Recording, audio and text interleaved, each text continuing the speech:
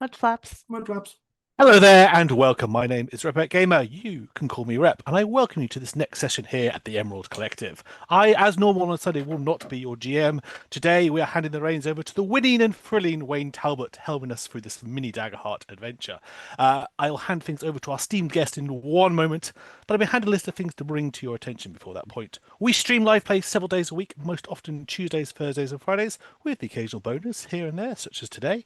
Let's see what we have on the schedule this week. Well, this week, Carragher reprises all the fact I've stole his chair for the last few weeks, and he is with us on Tuesdays and Thursday. On Tuesday, we are back in Andromedus, where returning from dealing with the Manticore, the party receives a sending spell from the Raven Queen's cleric, easy for me to say, Tharkun, requesting their assistance delving into a treacherous ruin in search of information on the cult.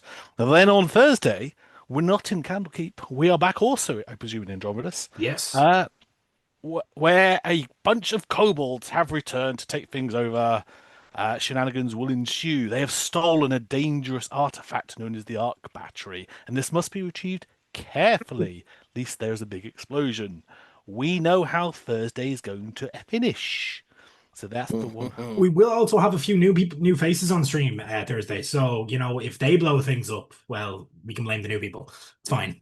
Excellent stuff. Marvelous stuff. Looking forward to those. And of course, beyond that, we have our normal long running actual plays. And of course, we'll have a few special announcements for you in the months to come along. If you ever want to catch up on a missed episode or see one of our other splendid guest DMs, you can find a whole selection over on our YouTube channel, Emerald Collective Podcast. And not just 5e, but also Blades in the Dark, Shadow Dark, and in audio format, an entire Call of Cthulhu campaign. No Silver Linings is a complete adventure created by friend of the channel Mark Corrigan of Shonic Games and is also available on drivethroughrpg.com right now. He was indeed the keeper for this campaign as they introduced a party to the horrors to be found in Silvermines, County Tipperary in 1919. We don't mean what's there now, we mean what he brought in as part of his campaign, just to get that clear. So if you prefer your audio adventures in podcast flavour, No Silver Linings is also can be found on your normal podcast platforms, alongside another of Mark's creations, The Violet Madness. Previously a streamed campaign right on this channel is now available only in audio format, as the party crossed the land of Castonia in an attempt to rid that world of the titular disease. If you missed the campaign previously, then episode 0 will bring you up to speed, and I believe there's now a baker's dozen of episodes continuing the story with the next one this Wednesday or next Wednesday, This Dave? Wednesday. This Wednesday. I should always know it's this And I Wednesday. just realized it's a good time to download the WeTransfer that he sent me and hope it did not expire. Shh, shh, shh, shh. Then we're coming out this Wednesday. We'll hit the next one there. And if you want to keep up to date and you want to have that exclusive access this Wednesday, you should join our Patreon at the paid tier. One of them. We've got more than one. Did you say Patreon? Patreon, I did say Patreon. I'm glad you asked. The Emerald Collection, and see what we did there, allows you to receive original maps, magic items, and monsters every month, not the months, every month for use in your own games, as well as early access to the podcast releases as well. You'll get discounts on select items at Drive Through RPG, discounts on commission from It's a Map and Liv Shangavi, formerly Zorp's art, and Liv Shangavi is the one who did all the beautiful Patreon art that is blurrily being shown in the corner as far as I can see there. I believe one of the discounts would actually, I think you could get No Silver Linings, the adventure that would include also a get discount the on that. prequel adventure to No Silver Linings, but you're going to need to go on there to see what that one's called. You should get that as how it We're goes. 6 episodes into the recording of that prequel episode. Yes, there is indeed. Tonight's shout out, because we do shout outs for our patrons, goes to Kian Scully. We thank you, good sir, for your continuing support, and you can see him in action on Tuesday as one of the players. If you can't afford a monthly sub to the patron, there is also a free tier giving you limited access to a selection of goodies. For those who are watching who are regular to the stream, get yourself settled, get those fingers ready. Those of you joining for the first time, we thank you for joining us and hope you enjoy the ride. All you need to do is just watch, but if you want to influence the game, you can use channel points, Twitch bits, and subs to provide boons, healings, and even fear and hope. Fear and hope, you say? Well, I think it's time for me to save your ears from me speaking. I will hand the reins over to Wayne as we dive into the world of Daggerheart, and he can introduce us to Horizons Hollow and to our party members. Thank you very much, Rob. Welcome back, everyone. This is episode 4 of our adventure, but we are going to do a little bit of a refresh because we might have a couple of new faces joining us. Because Daggerheart is now officially launched as of May 20th. The game is out in the wild, and people, like as you can see, Carrick has his physical copy there. I'm one of the unfortunates that ordered the collector's edition that will now be delayed until July for some of us.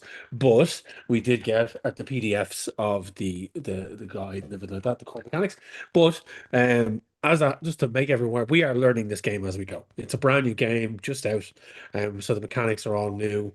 The whole kind of core piece of it is there are 2 die for actions and anything you want to do in the game, 2d12s, a hope die and a fear die. And you roll them both together and add up the total, and that is your value that you have. But whatever dice has the highest number, you either roll with hope or you roll with fear. If you roll with hope, you get to gain a hope point and then use that hope point and spend it to do different things, use experiences, whatever in the game. If you roll with fear, I get to mark a fear down, and as the GM, I get to use that fear to enable myself to be able to do horrible things to the players. So that's essentially what the fear is for, what the hope is for. There are other mechanics within the game as well that we're going to see and talk about as we go. Character-based, class-based, ancestry-based, all that type of stuff. But without further ado, what I'm going to do is I'm going to go around the table and get everyone to introduce themselves and introduce their character and just let you know what they are. So I'm going to start with Kat. Kat, you go ahead and let us know, give us a bit of history about your character and yourself. Yes, hello, hello. I'm Kat. Today I will be playing a wild-born fae. Their name is Lanafir Mirn Raminis. That is the full name. I will say it again. It is Lanafir Mirn Raminis. But if that is too long for you, or if you lack a little bit of creativity, just Lan is fine. It's okay. She or they, she goes by both. She is a wizard, particularly of the School of Knowledge wizard. She hasn't We haven't quite seen her using like her little spells yet, but she's itching to show just what she's capable of. She's not really a fighter by trade. She's more of an academic, preferably out in the field, observing wildlife, creatures, and specifically how the dream sphere tends to interact with the world around us. That's her particular field of interest. Excellent. Thank you very much, Kat. Rep, introduce Hello and yourself welcome. and your character, please. You will see me around the RPG space as Reprobate Gamer in all the socials I wish to be part of anymore. But for the game tonight, I am playing the role of Rambaliota. And again, for those who aren't up on the full names, Ramble will be sufficient. He is a wildboard simia, so he stands 5'10". When he's not, if he wanted to be straight, he's normally more hunched over, long arms going past his knees, tail swirling at the back, red fur, and carried a very ornate looking axe. He is a seraph, which is a divine wielder of power from his god. And as one of the little mechanics we go through, he gets to roll prayer dice every session. So I will now roll 3 prayer die that I will be able to use to influence rolls later on. Yes. Ramble's role in this one is basically he's here to make sure Lanafir doesn't stick a head into any more alligators' heads, doesn't try and pick up the lava. That's always a bad plan. She Going out will. in the thunderstorm with the metal spike. That was an interesting She one. will, absolutely. And did and has. And there've been some close calls, but so far she's in one piece, we think, and hasn't left too much of her elsewhere. Excellent. Now can we go into Carrick? Carrick, you can tell us about your character and yourself. Yeah, I'm Karg. I play Paradox, who is our kind of Clank Wayfinder Ranger. He is the last surviving member of the Cavalcade, which was a group of folk that traveled alongside giant beetle-like creatures known as the Juk, kind of revitalizing and fertilizing the land. They're a group of wandering nomads, traveled pretty much all across Horizons Hollow. And so Paradox is kind of a stoic loner ranger type. Yes, he did spend a lot of time with his folks in the cavalcade. Since he's kind of been fairly reserved and kept mostly to himself among the party, and at this stage he has some serious shit to get done. He's going back to the Dream Sphere, which is something he's not particularly happy about, but it has to be done. Good stuff. Next up we have Ben. Can you tell us about yourself and your character? Hey everybody, I'm Ben, GM of Against the Crimson Queen. That's our Shadow Dark campaign over on the Twitch channel, as well as a player in this and Candlekeep. I am playing the Slyborn human warrior Dog, and I'm worried about you if you can't pronounce or get tripped up on that name. He is a simple man with a simple name. He is a member of the global criminal organization known as the Seven Circles or the Circle, although he is trying to get out of that game and is currently on the run from his former boss, but has found himself entangled in another crew, another Circle crew up here in Parliament, after having he's attached himself to Dave's character Jaymz. Mechanically, Dog is his subclass is a Call of the Slayer, which is a rival band of James's. Yes, he is. He is has been originally sent actually to kill Jaymz for unpaid debts and so forth. He thought, screw this, why am I involved in this line of work? And so he tagged along with Jaymz and has been acting as a bit of a bodyguard, security, roadie, But now he finds himself, in the middle of the Bladestone Tavern, into a lot of bother. Yeah, we'll get into. And last but certainly not means least, Dave. Hey, I'm GM Dave or Emerald Collective Dave or Eternum Dave on the socials. It depends on whether I've changed my name or not. GM for the Saffron Saga, Rebirth of the Graven King, and the Starless Twilight. But tonight I'll be playing Jaymz Headshield. Yeah! Jaymz is a Slyborn human bard who formed and wrote the majority of songs in the heavy metal band Mythrolica. Jaymz learned to play music and to develop his bardic skills by walking out to the tip of Devil's Fork in the east of Horizons Hollow with his lute every full moon. With the Dream Sphere in sight far to the north, the light of the moon reflecting off the mysterious sphere to form a spotlight of sorts. That would land in the same spot of the first night of the full moon every time. Notes, songs, and lyrics, and the most badass breakdowns would materialize in James's mind every time he stood in that spotlight. Mythrolica was formed and quickly became a huge success within a very specific demographic. Right now, though, Jaymz is on a break from the band as he roams the world, wherever he may roam, in search of inspiration for his next album. Did I say yeah? Yeah. Thanks, Dave. Thanks for the follow, Swift-X10. Yeah, thank you. So, where we have last left off, the group had been split, and Jaymz and Dave, or Jaymz and Dog even, Jaymz and Dave, Jaymz and Dog had made their way to the Bladestone Tavern with a fellow member of the Circle called Ven Latour to deliver a small package, and then go meet up with the rest of the group in the main structure of the House of the Council of the City of Parliament. Parliament is a floating city that is kept aloft in the sky by one half of the Glass Heart, which was a large crystalline structure that used to sit at the center of Horizons Hollow. Eons ago, it was destroyed and split in two by warring nations when their war mages tried to capture the Glass Heart for themselves. The City of Parliament floats around the realm of Horizons Hollow, kept aloft by a balanced council, but there seems to be some sort of conspiracy at play that goes all the way to the top that Paradox, Lanafir and Ramble have just discovered, informed by two council members that they believe one of their fellow council members is in some way trying to sow seeds of chaos and distrust. Unbeknownst to them, though, Jaymz and Dog are in the Bladestone Tavern meeting with what they believe to be a head of one of the circles, or of one of the main bodies of the Circle, a crime lord. They enter into the tavern and are seated in his private booth as he starts to kind of wax lyrical about this delivery that's been dropped in. Jaymz had made a pact with a crossroads demon to find a particular cursed weapon in order to make him a more powerful musician. This demon started to manifest and sat at the same table. And while this crime lord Tano, Kate, can we get Tano's art up on the screen?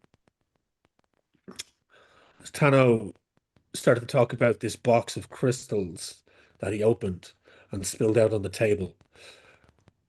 James recognizes these crystals as resonance crystals that store arcane data of music that is transported and other things that is what distributes music throughout the land.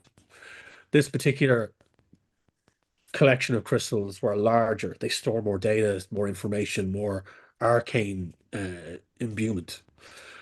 And as he held one aloft, and the demon Silt sat down in the booth, James believing for him being the only person been able to see this demon, Tano reaches up, grabs Silt by the back of the head, and slams his face into the table.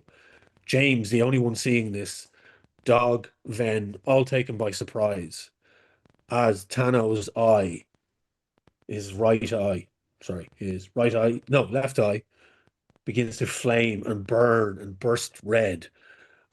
It starts to arc up, and the arcane lighting behind him cracks and shatters, and this glowing red eye, flaming, pierces the darkness as Ven draws her blade and stands up from the table, and the trio look around as Thanos sits there holding Silt unconscious, and all of the other denizens of the bar, fellow circle members, all turn, and one by one their left eye flames start to burst forth, and they all rise from their seats and tables, spilling drinks, and just paying no heed to their surroundings, bar the three individuals at the top table of the bar. And that is where we're going to pick up in this week's episode. So, James, Dog, you see this all happen in a split second. James, you're very aware of this moment because your Crossroads demon, who you were getting quite friendly with, is now lying unconscious, seemingly unconscious, because he was a kind of ethereal entity that didn't seem to have any physical form. Yeah. But Thanos seems to have dispatched him. And the one thing he said to you as he did this, he looked at you and was like, "You belong to him, boy. Who do you think he belonged to?" Well, yeah. As his left eye blazes with light.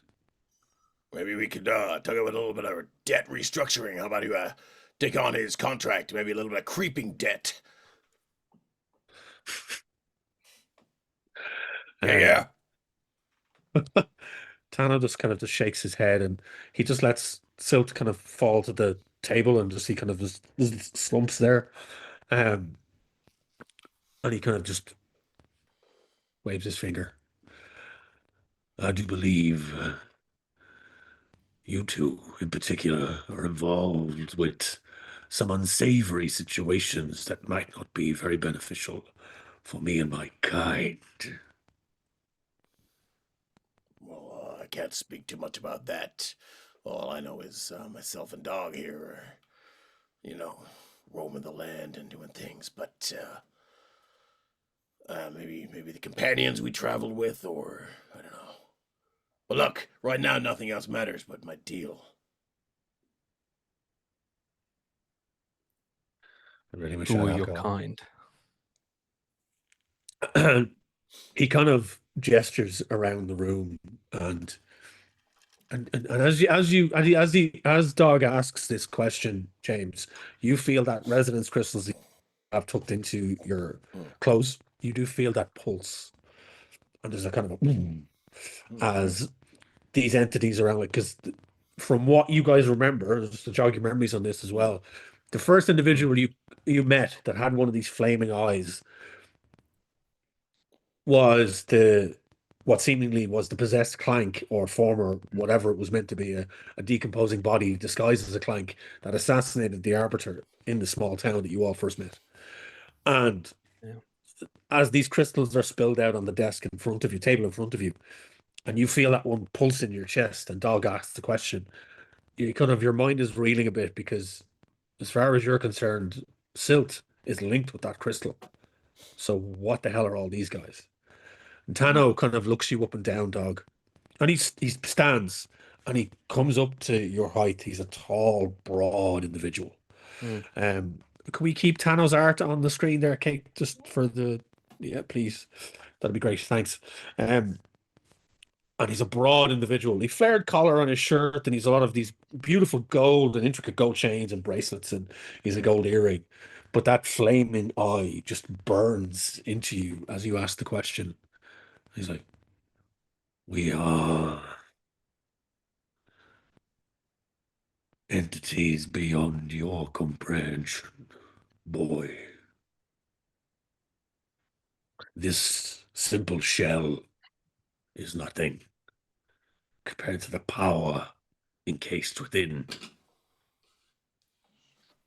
And soon there will be more of us here, and this city will fall."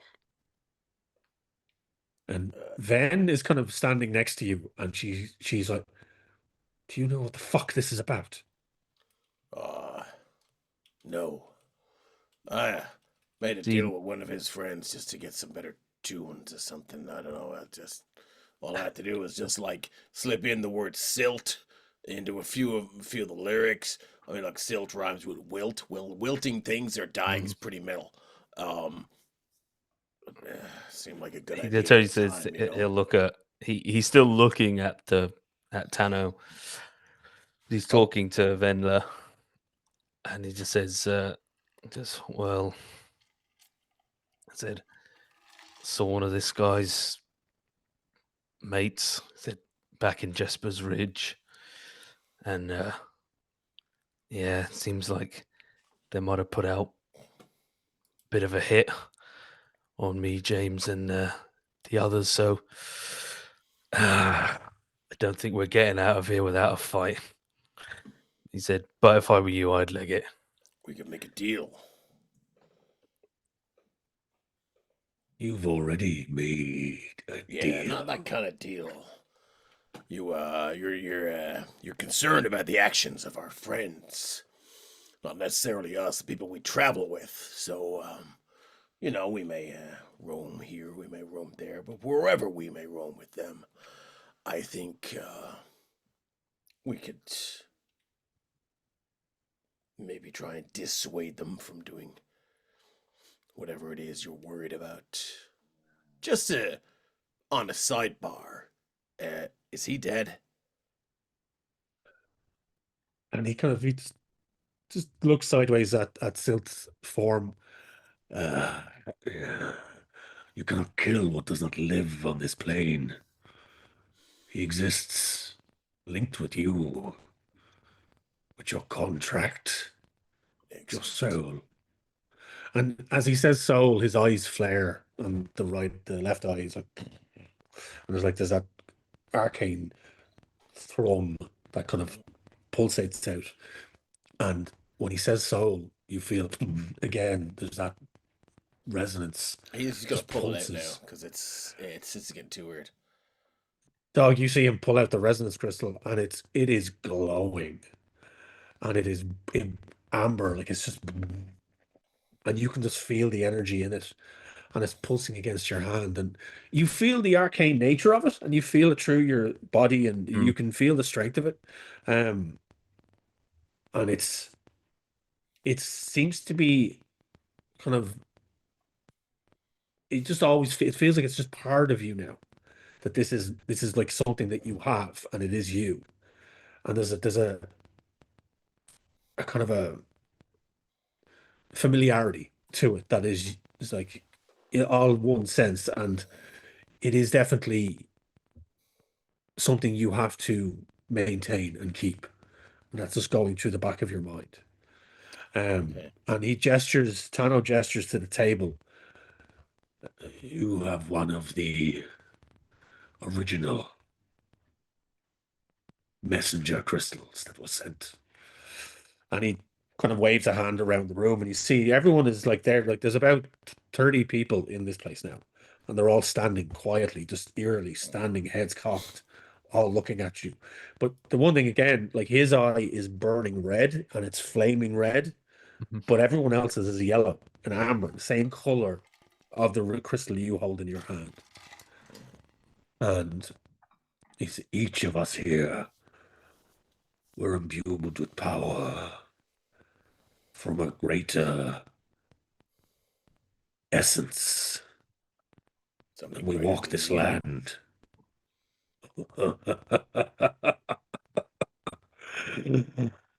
A few Really? greater than me here. We're learning but here, you know. So I got Silt, then you. Now you speak of something else, and then something else. Kind of like the record company, you know. You meet the A&R guy, and you meet this guy, then you meet that guy, and then there's a guy at the top who doesn't know shit about music. Trust me, our top guy knows things I'd like to meet that him. would. And as this is laughter echoes, like it reverberates through this space, and there's this rumble behind it, and there's a pulse, and then he just stops and just punches the table, and the crystals kind of jump, and Silt just goes, and then just, and as Silt falls to one side, he dissipates, and you feel the crystal pulse once more in your hand. As his form just disappears. The dog, you don't see Silt at all. Yeah, He's yeah. not there.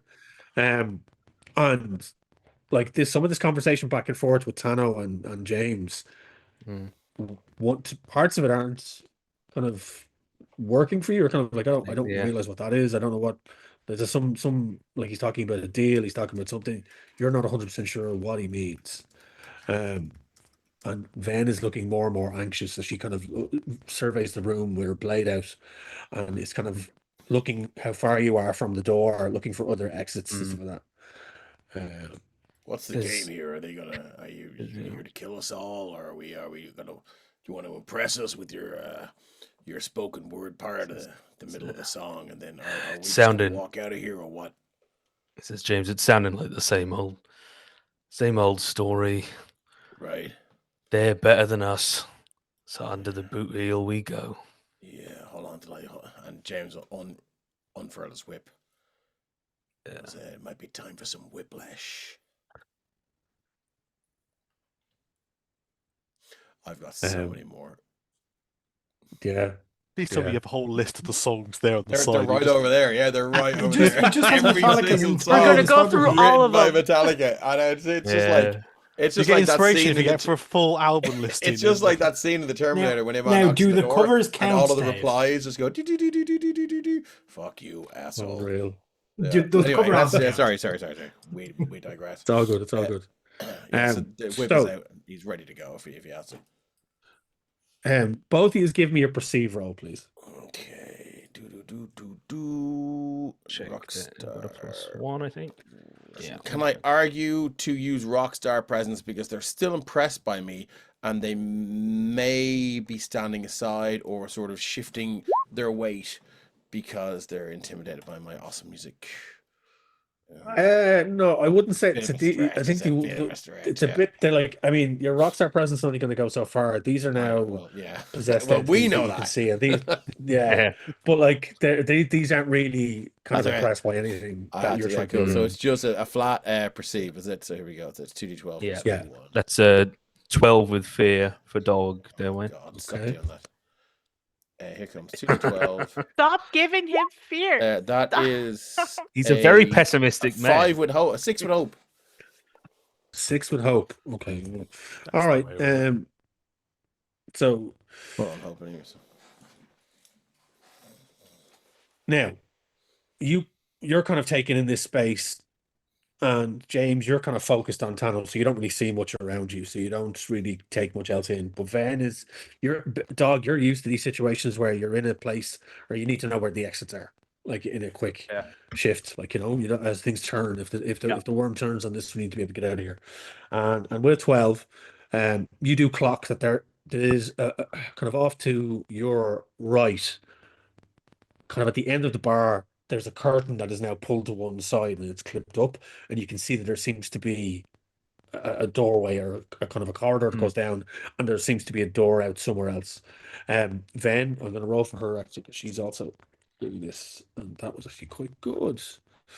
And she has, so that is a 16 with hope for her. And she clocks it as well. And then she also she gives you a nudge, and you see her just tilt her head over to the left, to the left side of the bar, sorry, left side of the actual venue. And you can see where there's a small stage in a corner. There's also another door at the back of the stage. There seems to be a way out as well. And there aren't as many bodies around that space. The majority of the people in here are behind you at this point. With Are either Tano of just those at the front. closer, Wayne? The curtain or the kind of stage? Backstage, I heard. The back of the stage is closer. The back of the stage is closer. Ven kind of turns like, you double crossed us. I came here in good faith to deliver these crystals.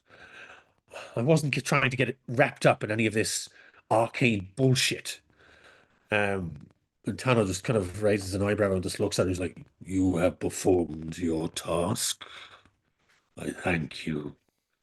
Payment will be made. But I was curious with this one. And he points to James. I was curious as this one is Awesome. one of us now, really. What? And as he says that, again, you look over, Dog, at James, and his right eye is twitching a wee bit, and he's just compelled to just give it a little bit of scratch It's absentmindedly. just a hangover. What do you want to do at this moment? What do the two of you want to do at this moment?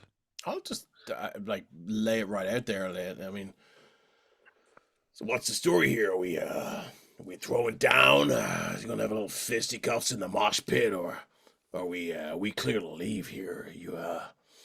The intimidation can only go so far. You know, I've traveled far and wide, and you're going to need to bring more than that. Or are we fighting here? It's fighting words. James, give me it's a presence roll here, but you're going to do either charm or deceive, and I'll allow you to use your rockstar presence here. So Look, so I'll spend a hope and use rockstar presence. It's going to give me +2. Yeah. I've got +2 in this anyway. So we're going to go charm. He's not trying to deceive. He just wants to know what the fuck's going on here. Because the whip is out. If it's going to kick off, he would prefer a bit of honesty. And for it just to start. Because James is a very God's wondering. Look, there's a lot of spinal tap to James. He's not the sharpest tool in the box. And I'm enjoying really enjoying it. Okay, so here we go. So it's 2d12 plus 4 coming at you like Cleopatra. Boop, boop, boop, boop, boop. So that is okay. So I rolled. Oh, sorry, that was 1d12. Sorry. Here comes the second one. So oh wow, so that is 21 plus 25 with hope. Wow. So I rolled a 12, a 9, and a 4. Yeah. So take the hope back. You kind of lay it out to him, and he's Tano kind of like, I'm just curious to see if you're going to stand in our way for our bigger plans. I don't know what it is. You're here. You've traveled with a group. You came to the council. You were there. We heard you were there when the Arbiter was assassinated. And yet you stopped. That crystal that you bear is proof that you dispatched our messenger. We didn't know who he was. Oh yeah, we just saw some guy go fucking hog wild outside a bar or something, and then just like we're adventurers. One head explodes. Yeah, that's the kind of shit we stop. Next one could be ours. Yeah, like if. What do you expect us to do, man?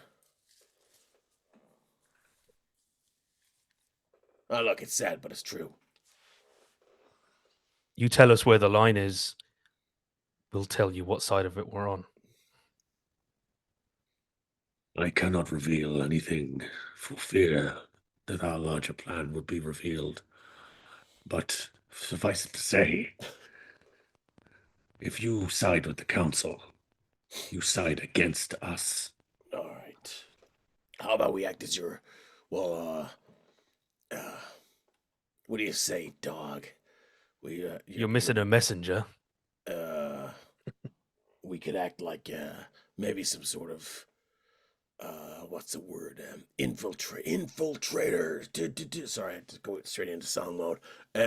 We could act like spies, or we'll what's it? The word? We'll be clandestine and stuff, and we'll listen to what they're talking about, and we'll pass it on to you. How about that? Or Okay, I want you to both pass give it on me to Silt. I want you to give me both a combined charm roll here, or deceive, depending on whether you're being truthful. So you choose. I mean, I don't think James has the cop on to be deceitful here. He just doesn't. I mean, if they were dogs' words, it would probably be deceit. He doesn't. I mean, he doesn't get the feeling that this is the kind of thing. He doesn't like the council. He doesn't like Parliament. But these seem like the, genocidal types. So Yeah. So what do we do? Quite, Charm? Yeah. Okay. So we're I'll dump so another we 2 just into roll Rockstar a Presence then, and then if I'm Yeah, allowed. yeah. combine those. Yeah, so essentially what we're doing here is there is a mechanic in the game. It generally just happens in combat, but you can use it in this moment as well, where one of you spends Tree Hope. It's called a tag team event or tag team a moment, right? Yeah. So you combine your efforts in this moment. You spend Tree Hope. One of you spends Tree Hope. I'm going to say, James, probably best for you to do it because you're kind of doing a lot I'm of the full. talking. Yeah, so that's 4 hope that I'm spending. Right? So you spend that, and what you do is both of you roll, and whoever gets the highest, then you can decide what to go with. So say if you roll, you get the highest, but then you basically the two is combining your efforts to convince these individuals and this individual Tano that you're on their side and you're going to infiltrate the council for them. Yeah, cool. Well, I got 14 plus 4. We both got 14. You got it with hope. Oh yeah, you got 14 plus 4. So yeah, 14 Sorry, I plus thought that was the 4. total. And then I think I got it with hope. Yeah, you got it with hope, and Ben, you got it with fear. So it's best to go with the one that got hope. So you get a hope back straight away. And then we're back up to you're 20. This is 18 great. anyway. Yeah. So Okay, Bob Hope over here. This is cool. So he kind of Tano nods and he kind of gestures to the room, and you feel the tension ease slightly as the crowd kind of back off a bit. Their eyes still flaring, but Tano kind of nods. We shall see how truthful you can be, and I will know. As he kind of gestures towards the crystal, I will know if you fail us, and there will be consequences. So, just to be clear, am I answering to you now, or am I answering to Silt? Or No, your deal is with Silt. That is unbreakable. Great. But know you mean that not even you can break that? Thought you were stronger than that, man. His eye flares, and in a split second, he turns to smoke, and he is on you, his hand grasping your throat, and he lifts you off the ground in one swift motion, and you're just hanging there. And his eye, blazing red, stares into you, and you feel it pierce into you.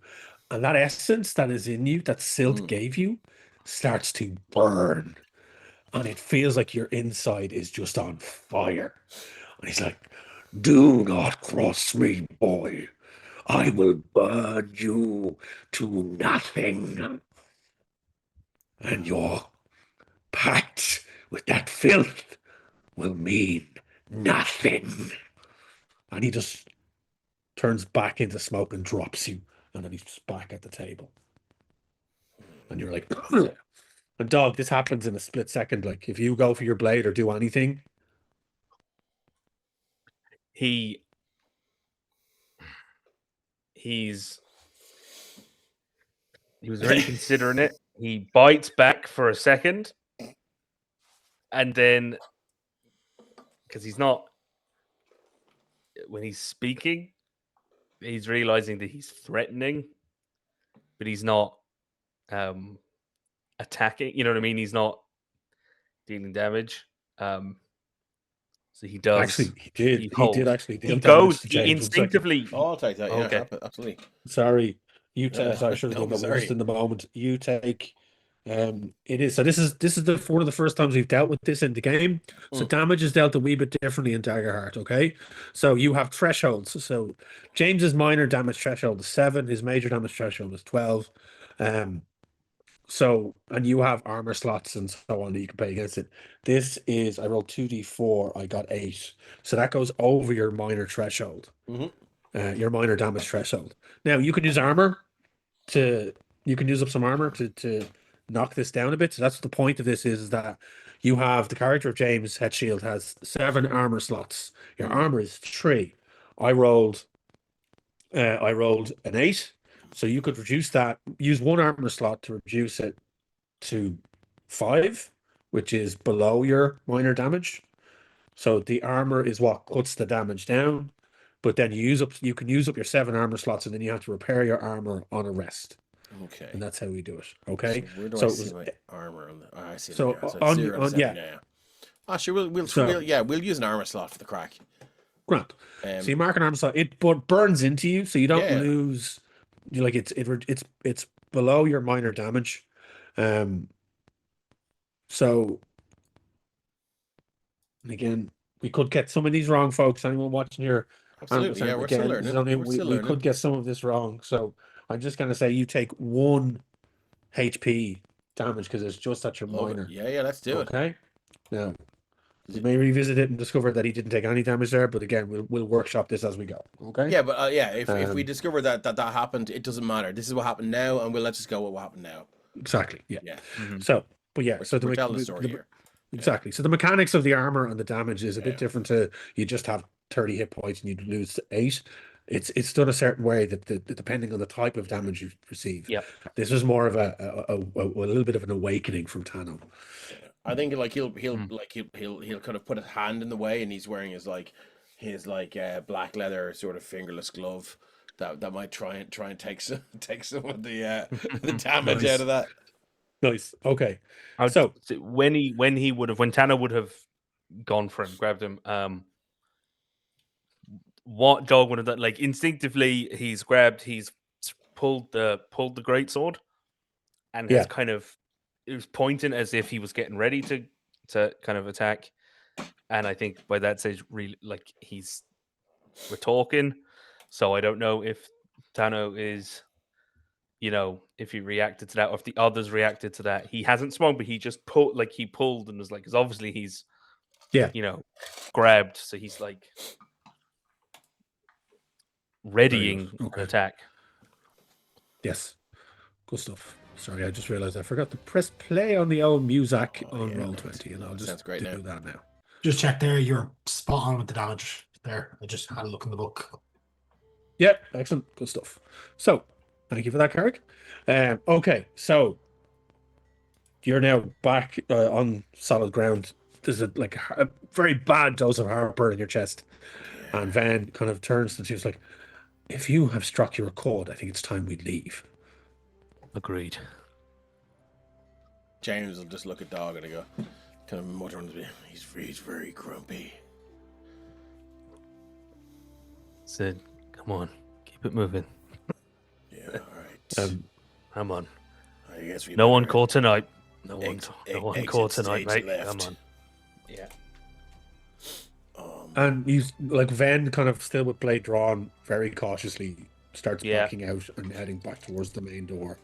And Thanos Dog is will let standing the two of there them in go. the dark. You see, Yeah. He goes last, and it's kind of backing out. Nice. And like everyone, their heads slowly turn and watch you leave.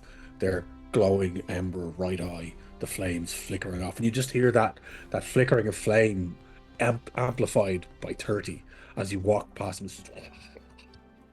And then down at the distance at the far end, standing in the darkness, right at the end of his table, that red eye just burning, you just see Tano, and he just holds up a finger. You, James, as nods, as you both, as the three of you leave. And you step out into the dingy alleyway, back into the daytime of or the kind of towards late evening or early evening time of Parliament, and out into kind of it's a dingy alleyway that leads back out into the main thoroughfare. And just as you come out into the main thoroughfare, the trio of Lanafir, Ramble, and Paradox all rushing up to greet you because they had been sent by the council to come get you because the messenger then was late, and you essentially they sent the trio after you.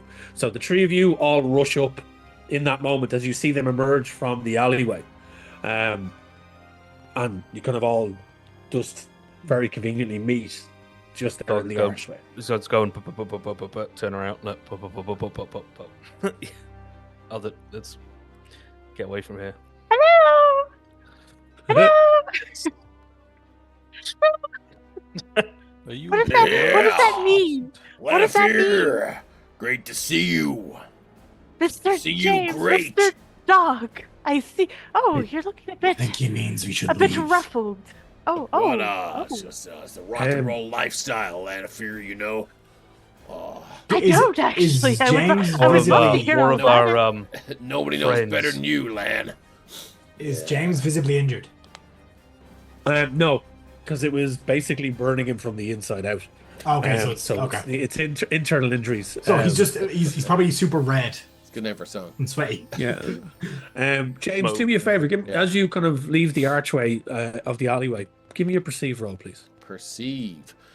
Okay, I've got +1 on this. I've only got 3, I hope, out of 3, so I think I will... there's nothing I can do with that anyway, so let's go. So 2d12, +1, coming at you like... James said you would. Doot. That is 1, so it is a 12 with fear. 12 at fear, Omar. Fear. So you You can't must help have but so look much. back Yeah. at where the Bladestone Tavern was, and it is just a ruin. There is nothing there. It's gone. Interesting. He's really impressed by that. He thinks that's the most metal thing ever. He's like, that is so fucking cool.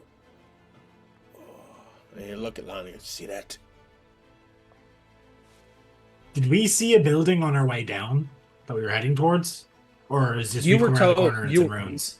You were told to go see the Blade. You were going to go find them at the Bladestone Tavern, but like James sees it, and if he gestures to any of you to point and look, which I think you were doing to Lanafir, were you?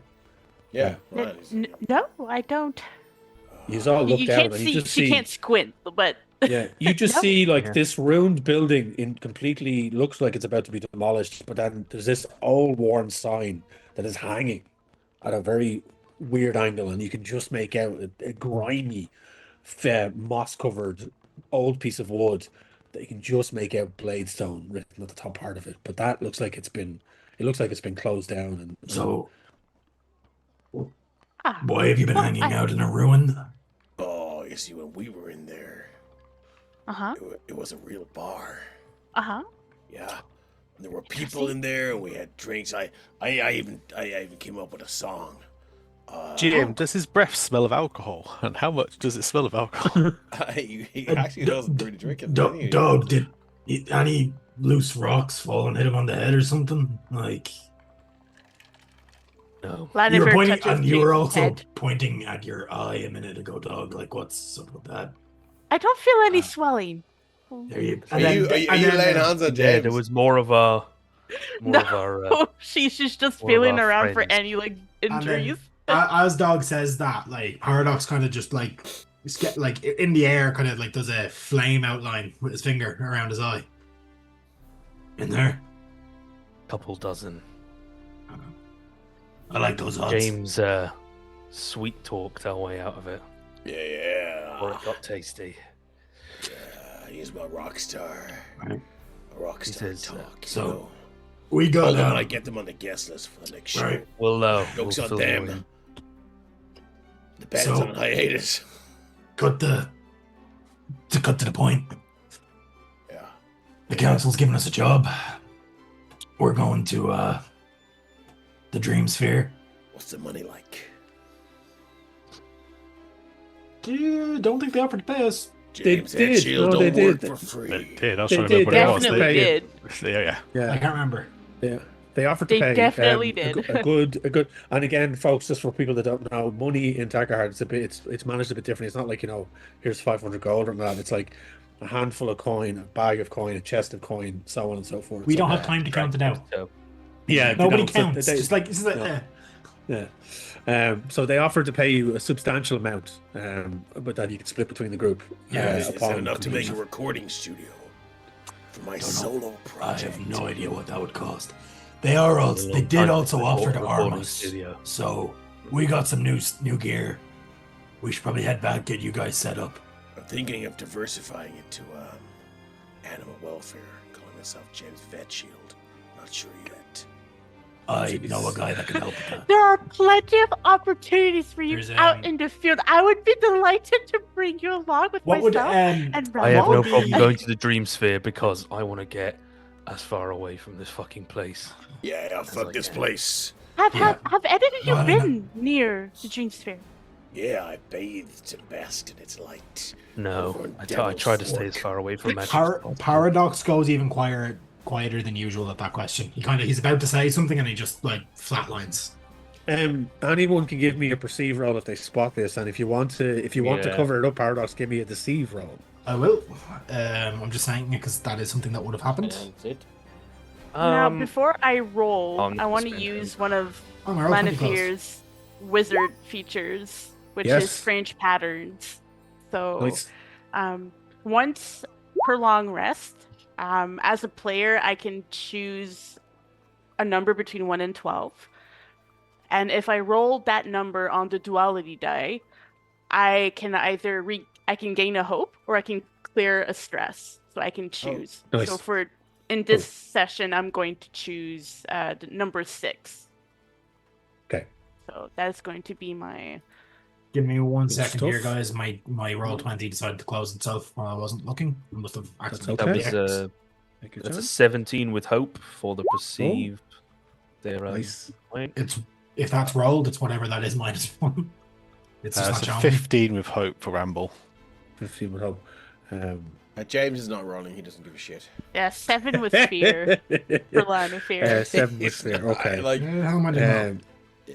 So, both Ramble and Dog, straight away, as soon as Lanafir starts asking about the Dream Sphere and asking about who has experience, you It's crit. can't help but realize.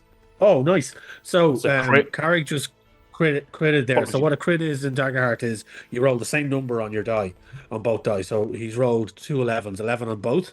Now, actually, because he rolled a crit, you guys don't notice the damn thing.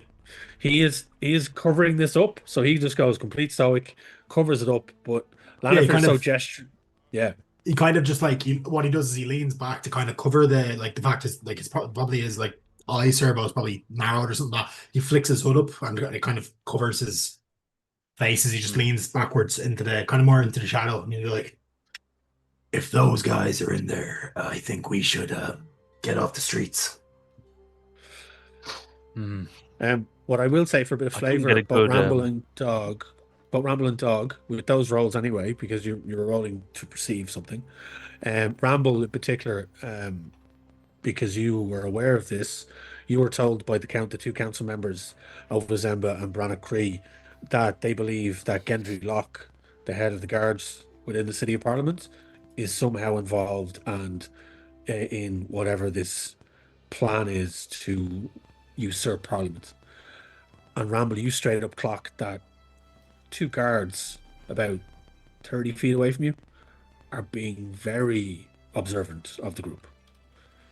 And you clocked that straight away. Definitely time for us to move along. Well done I like think. that. Oh, where are we going? Okay, I'm kind of hungry. There'll be Shades. plenty The of shades, time lads. to discuss. Come on now, So- up. I could Yeah, do let's with go. a bite. So- Where's catering around here? We can get food in the council Um, halls, but we need to get out of here. Dog, Mhm. there is one thing Agreed. you notice. Ven is gone. Yeah. Did we see her at Made all? like a velociraptor and left. Yeah, left. Never No, go. you didn't. You didn't see as you rushed up, and the 3 of them emerged from the thing. As you all rushed up, she just blended in with the crowd. She's gone. She's out of there. Probably She reporting back. like you were aware. You were told by the council that there was meant to be a messenger that was bringing them back, but as soon as she saw the three of you rush up, and after what she experienced in there, she was like, "Outski's gone, done." Understandable. All right. Yeah. Let's go to a restaurant So- or something. Dog's Yeah, not what are the- mentioning Ben, just unless they bring it up. Cool. Just, What do the group want to do now at this moment? Food. Pull out my my Operation, loot and yeah. I kind of go, yeah, steak and destroyed. What do I Actually, roll the for name of the migraine? restaurant. Let's get some steak. Actually, I'm a clank. Can I even get a migraine? I don't know. Yeah, you have to defrag your hard drive. Yeah. Oh. Sounds painful. So, are the group wanting to find somewhere to sit down, powwow, have a bit of food, kind of swap stories? Is that what you want to do? I mean, Yeah, sounds good. Paradox Yeah. is vying to get back to the council and get these two the same benefit we got with the armory and get out of there, but he'll kind of go along with the groups. I think Dog's vote is get some street food. Let's go to a taco truck.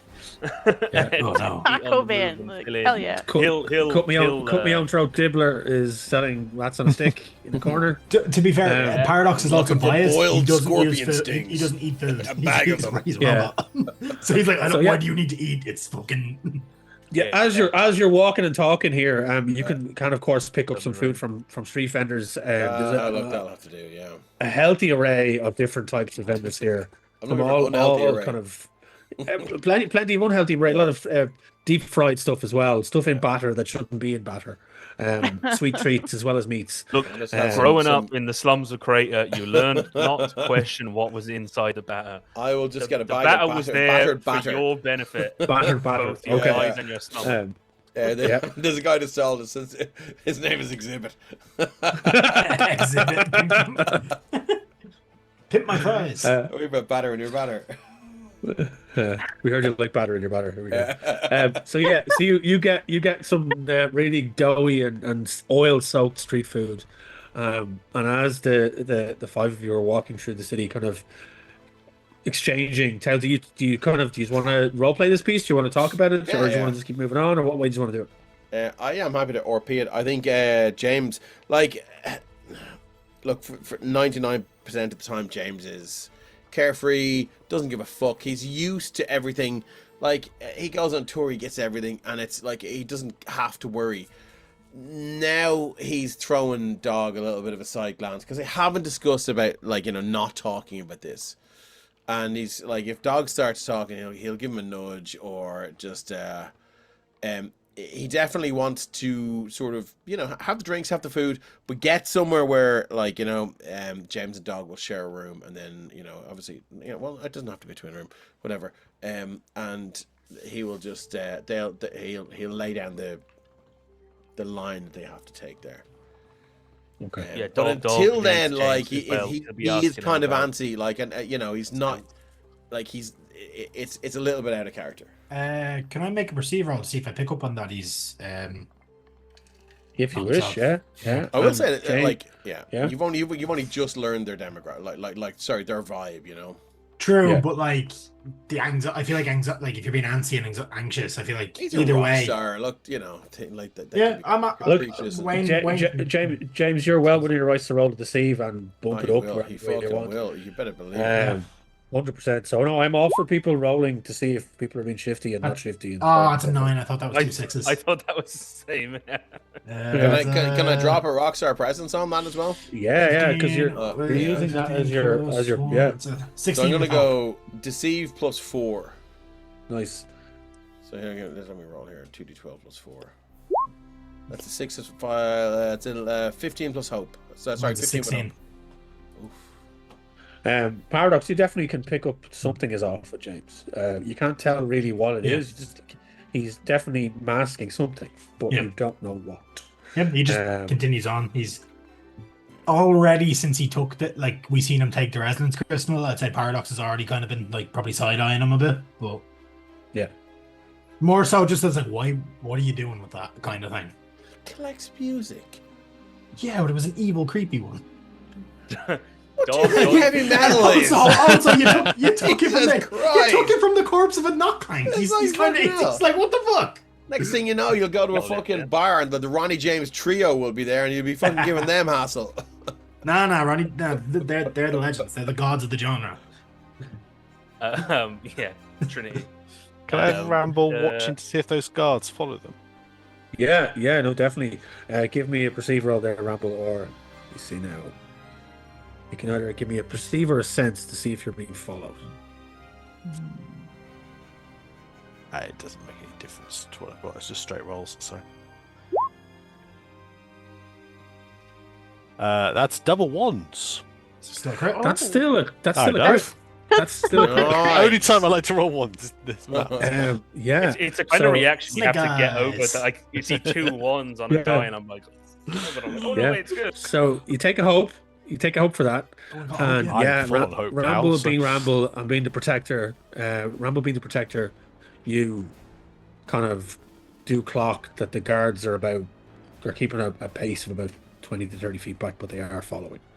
I have something for this. So Could okay.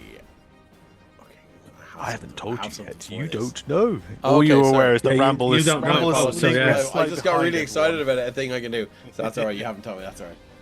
So yeah, no, Ramble, you're aware of it, so you know that it's there. Okay. You know that there's 2 of them in particular.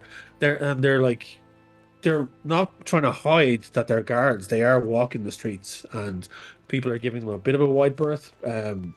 They are dressed in general armor. They've got helms on. They've got spears and a shield, and they're just making their way through the kind of the busy throng. of people. Coincidentally, following the way we're path we're taking, stopping Yes. off a cut my own throat dibbler just to see what battle we ordered. I see. Okay. Yes. All right. Has Ramble pointed this out? No, I was letting you. He would linger behind to do this, so you can finish off a conversation as he catches up. Dog was going to ask that, he's saying, kind of explain that we met. He said, I was, we'd gone into the Bladestone. Story short, we met some of these. Well, it wasn't when we went in there, but there's a guy there. His eye flared up. He seemed to be the boss man. It was a bit bigger, a bit brighter than the others. Got to be 30 odd of them. To be honest, couldn't really get a sense of exactly what they wanted, what their plans were. Talking a lot of magic nonsense. Magic is You nonsense. know, other Not plans actually, it's a and bit great I'm sorry. plans. if we side with the council, we're against them. I mean, we've already killed on one a of their little. friends anyway, so Yeah, but we tried to explain. We didn't know what the fuck was going on. Heads just started popping. But well, we let the bodies hit the floor, I suppose. but what? Yeah, did you get like? Can you put any of these pieces together? See what they say up at the influence in there now, council? Dave? All right. Yeah. I'm so sorry. Yeah, Look. Like, For me, it's going like, beyond. seriously, like that. It's a Tourette's like tick, and I'm sorry, I can't. It just comes out. Like, But seriously, if I'm we- inadvertently fucking. We left that Yeah, arbiter in a sorry. puddle of mud. The whole place was stained. Stop. That's real bad. Stop. I'm whole marking place is a stained. fear, Can't be so marking- different. Do we need to marking get a like? fear, Do we all take marking- stress? Got short Yeah. Yeah, Five stress each. I'm marking. Honestly, a I fear. hate everything about it.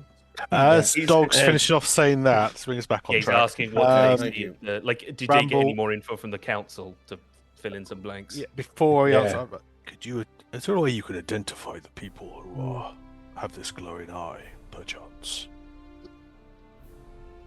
Because I wouldn't look Could I behind us, identify but them you might before it notice goes? that the 2 guards following us have followed us quite closely from leaving your ruined place. I'd keep walking forward, don't look back. Just the Lanafir, keep looking forward. The other forward. As he points that out, could I try use an experience kind of to reverse something skill, like reverse I engineer was going skill? to suggest that. Yeah. So Paradox is a master tracker.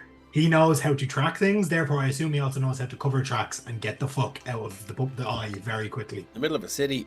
I've got Yeah. something for this though. Me, yeah, James I was and Dog. I think I know you go.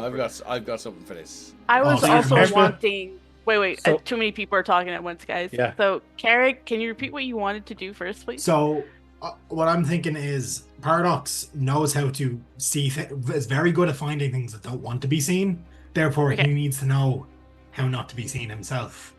So, Okay, I was okay, thinking he could great. try to do something to cover their tracks really quick, like maybe, Okay. Okay. cause like a ruckus in the street between two other people using his quick hands or expert tracker thing to distract the guards. Okay, Sure. cool. So while Paradox is doing that, while Dog was describing the individuals that they met in the bar, could Lanafir have used like her wizard knowledge features to make a check to see what kind of creature they're describing, if it's magical in nature, and what kind of magical creature might they be? Yes. You can give me a knowledge roll, and Yeah. if you have any experiences that link in with kind of like the arcane or nature in any way, you can Oh, maybe spend the definitely hope and use that nature. experience. Yeah. Yeah. And I Um, also have advantage on any sort of knowledge roll in particular, so Nice. I would be rolling with advantage plus the experience. Okay. Excellent. James and Dog, what's the thing you guys wanted to do? Teetering. Sorry, I just had to unmute there. Sorry. So I have Mysterious Mist that I can use.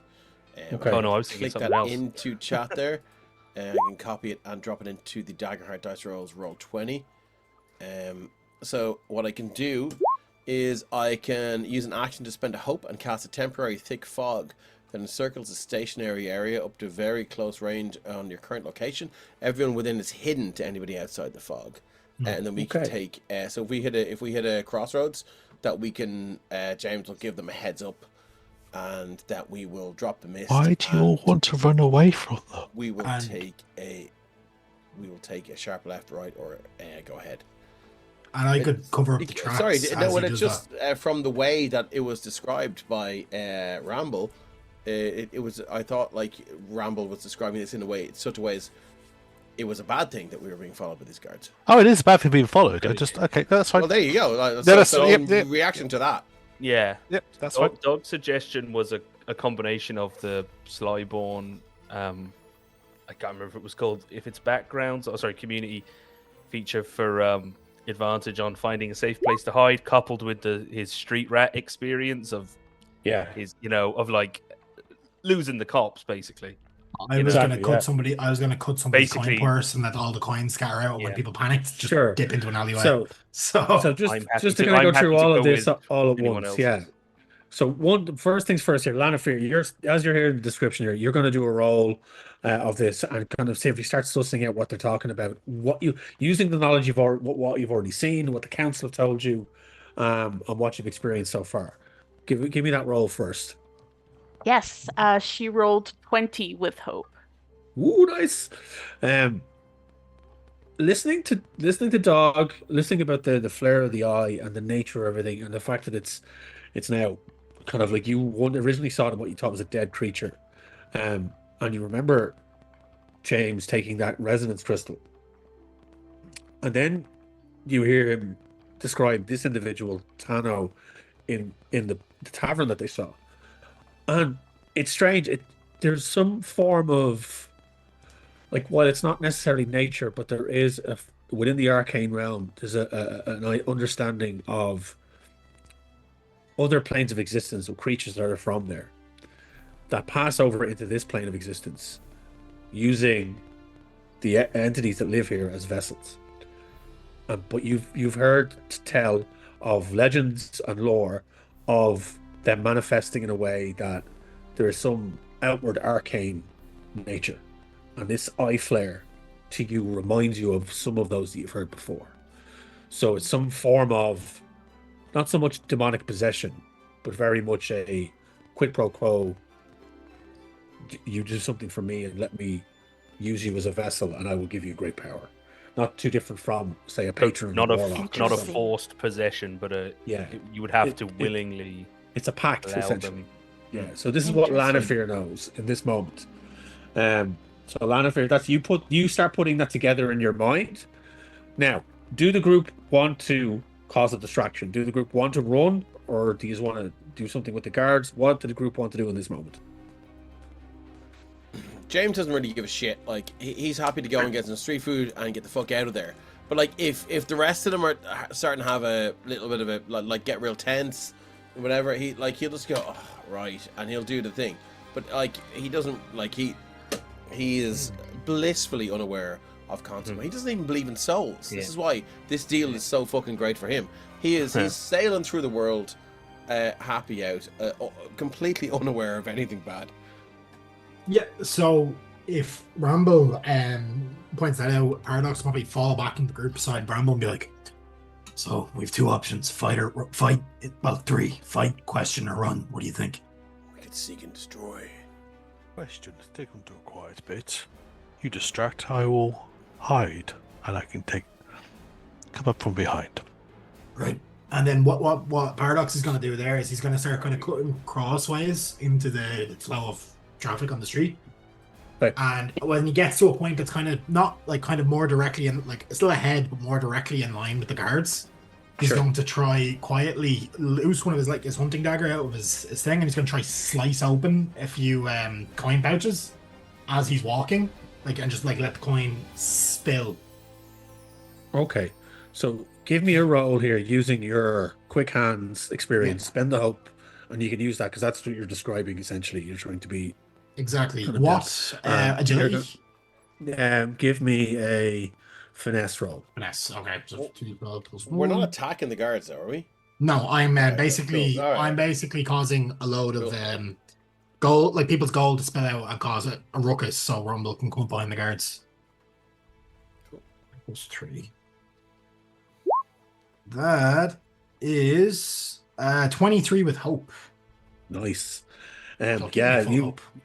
you're moving through the group, or through the crowd effortlessly, and just like the odd nick and slit of your blade, and you hear the tinkle of coins as they fall and clatter to the ground, and you hear people like exclaim, and there's a kind of a scattering, and there is a kind of a large simian who is kind of like gets jostled and stumbles into one of the guards as they kind of rock from something. He's like, "Hey, watch yourself!"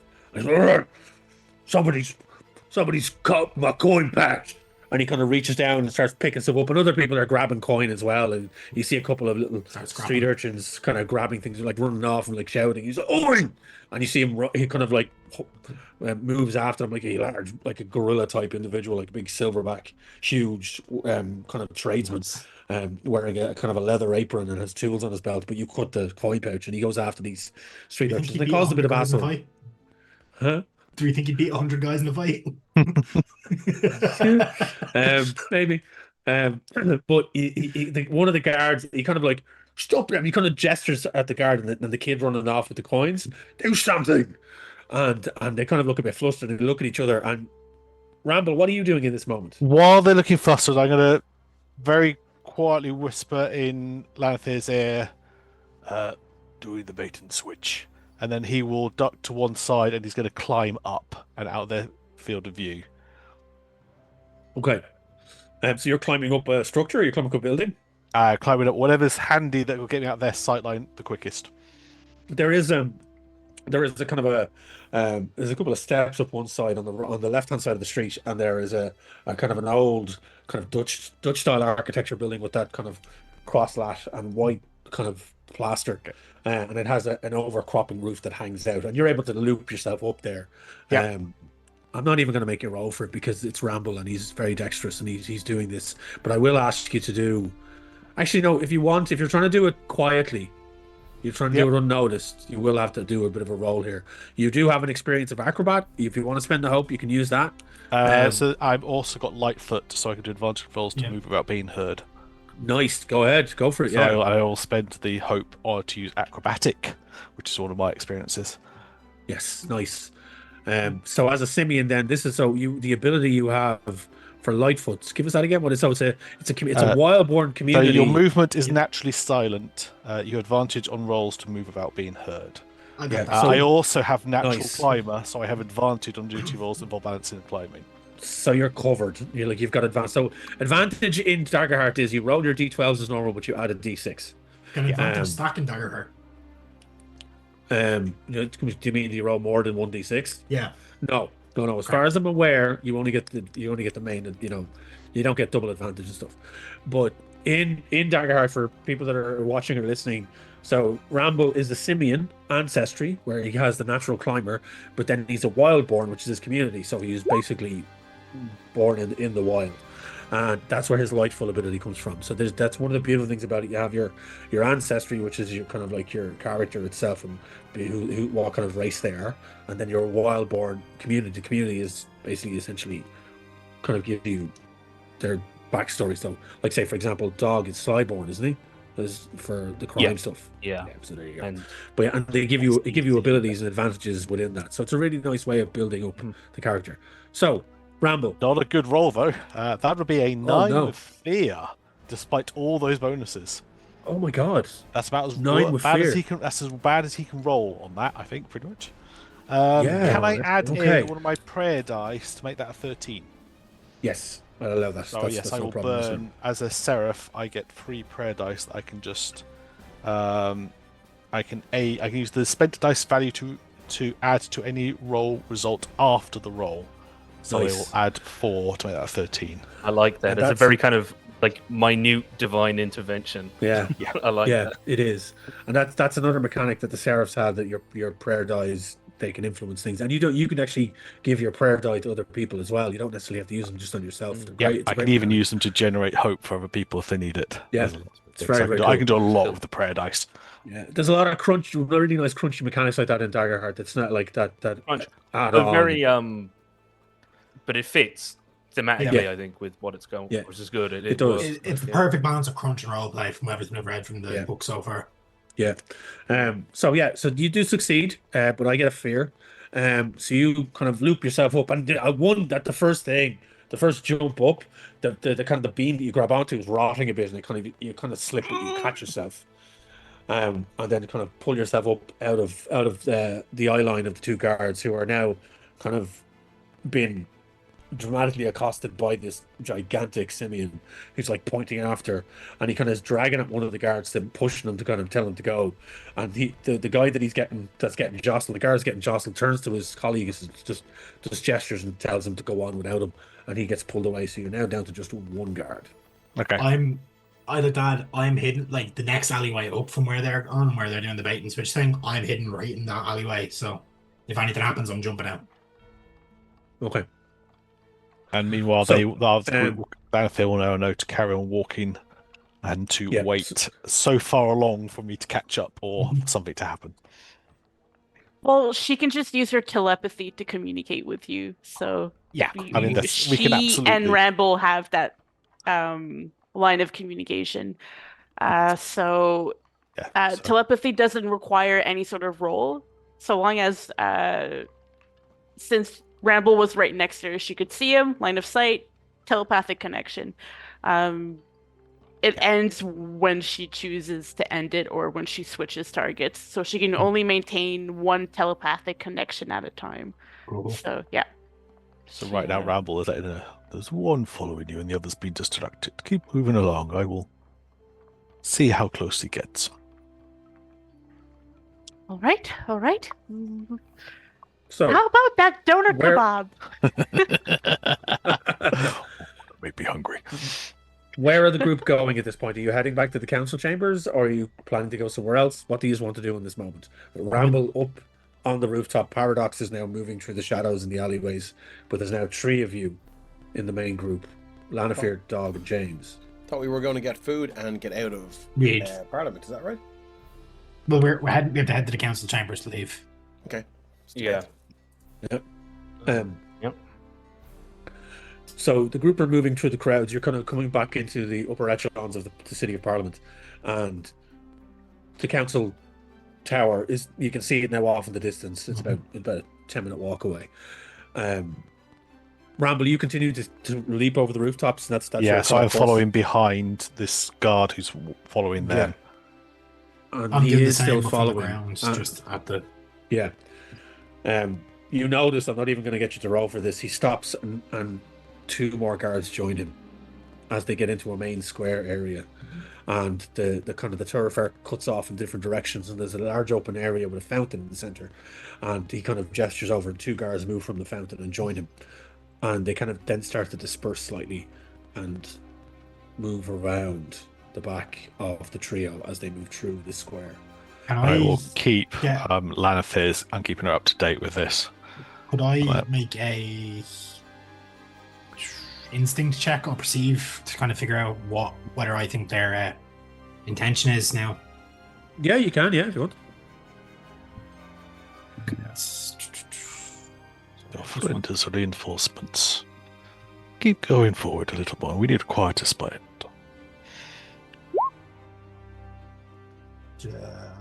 18 with fear. Nice. Not nice.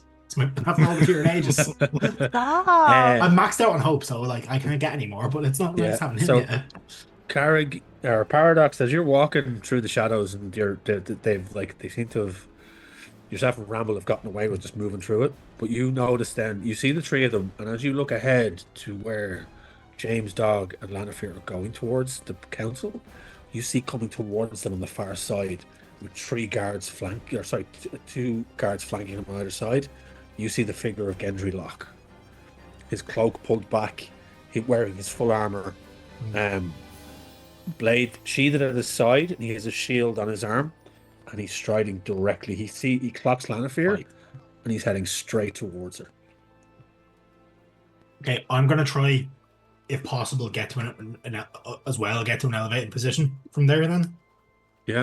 Okay. there's any like ladders in the alleyway or anything like that that's So gonna go lead up. moving through these different alleyways, there's a lot of debris and kind of like just rubbish and dirt and crates stacked on top of things. It's people moving in and out. You're at the back of shop areas, and then you move on to the next section of the city as you're doing this. And there's residents and there's housings, but the alleyways wind, and you keep a good distance, and you can see your colleagues or your compadres easily.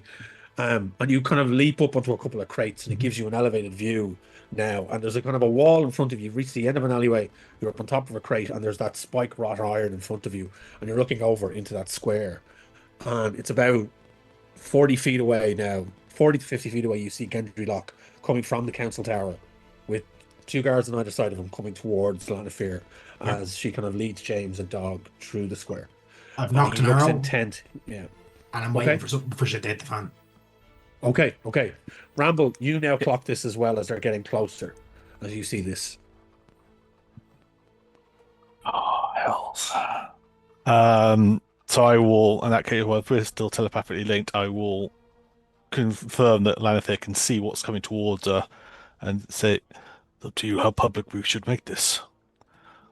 I am above you, but we've got 5 or 6 now. You're also muted. Your telepath is not working. Just Actually, up to this point, has Think Lanafir louder. been telling Dog and Jaymz what Ramble is seeing, or do we know that? So, I Yes, and think she will. Has she?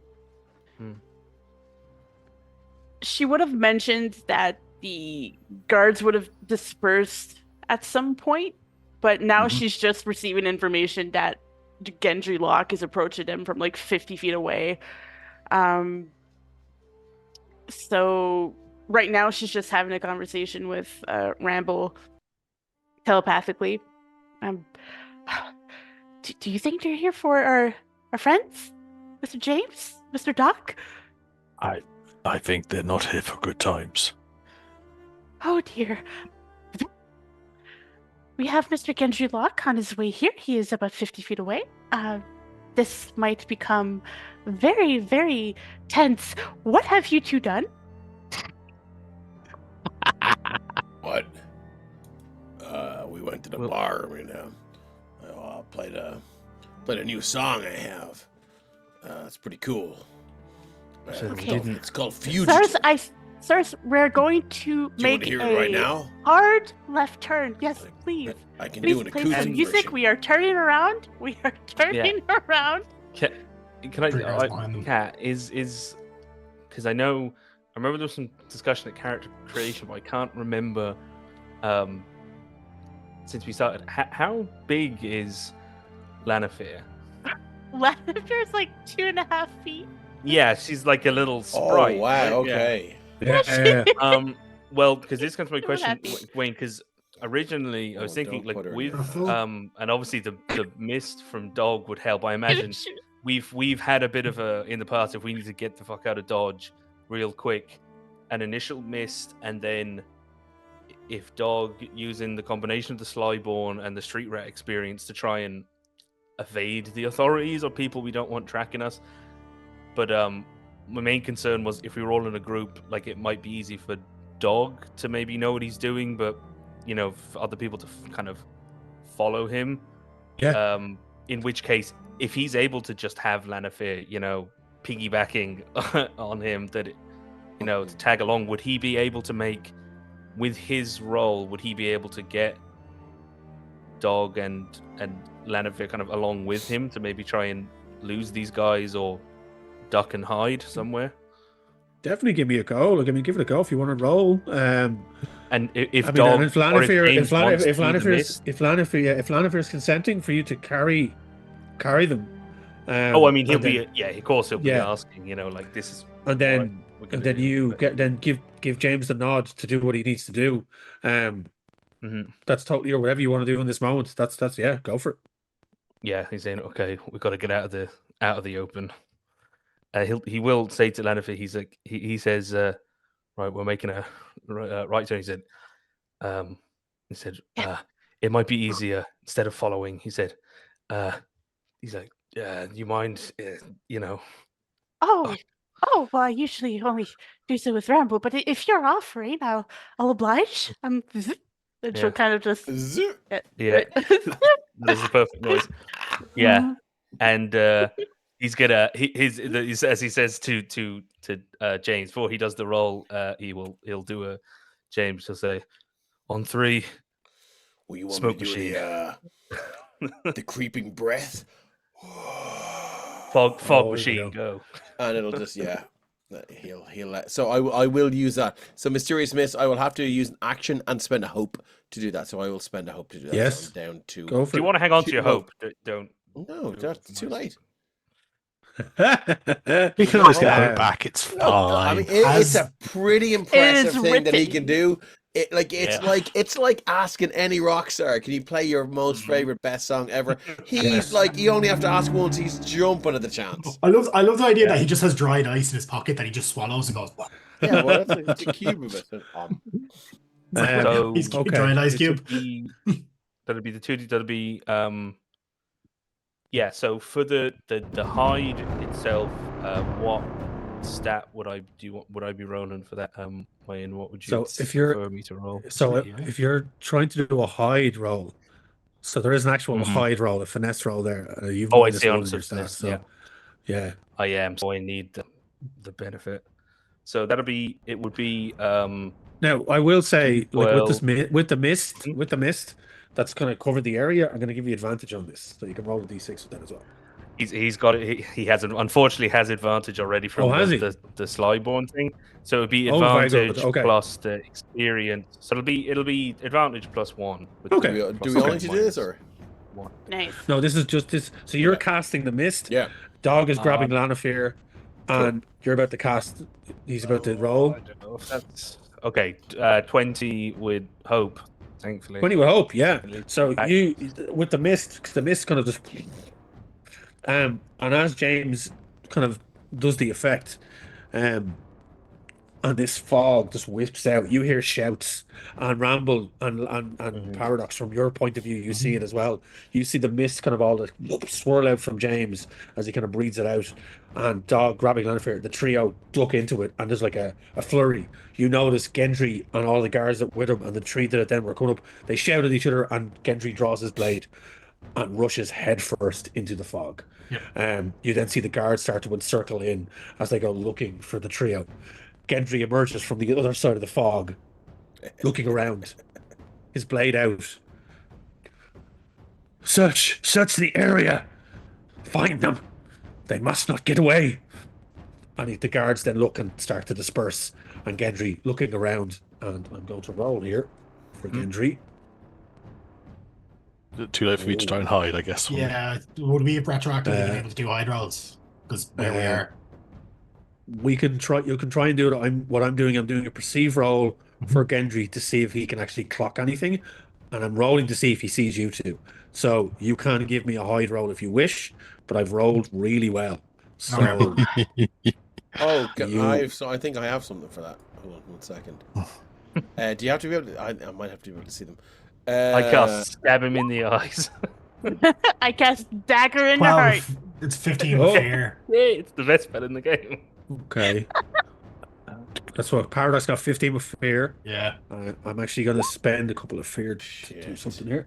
I'm spending another my prayer die, so I get 15 with fear. Okay, you had to beat a 22. Yeah. Oh my god. Gendry looks and he clocks Ramble high up on the building. Then he looks and he clocks, and he's like, "There, there's two of them there." I lose my arrow. You lose your arrow. Yeah. He's drawing a sword and he's charged in. He's Yeah, clearly give going him for the blood. slip, but we're gonna have to go back and crack some heads. Yeah, well, you'll get The arrow. sneak around. The arrow flies through the air, speeding its way towards Gendry as he stands in the swirling of mist, looking around as he clocks Paradox, seeing the arrow coming towards him. And we're going to go to break. Nice. Oh my god. We'll see you back here in Okay. 5 to 10 people. Stay tuned.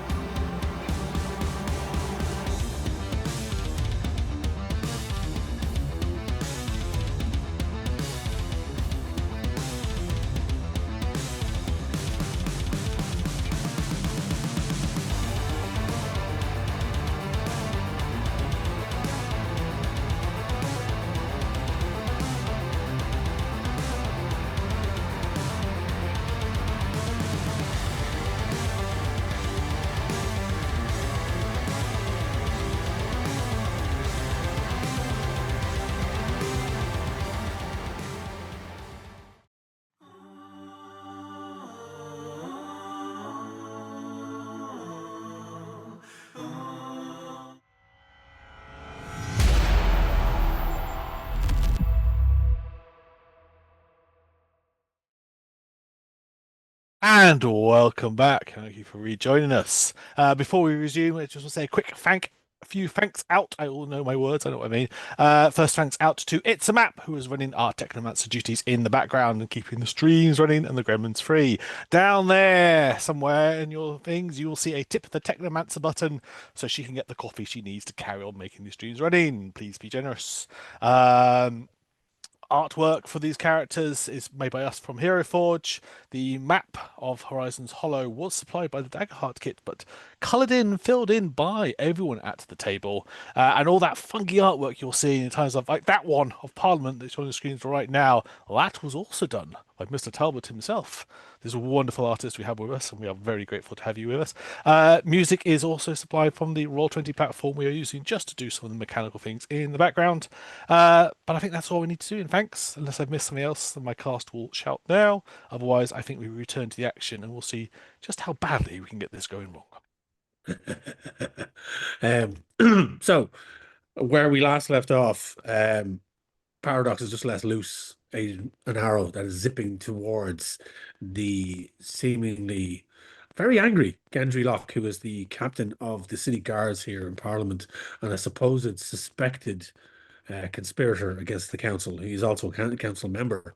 So, Paradox, I want you to roll to hit on this. So roll your Yes. thing on this one. I'm gonna just prance some music for a bit of battle.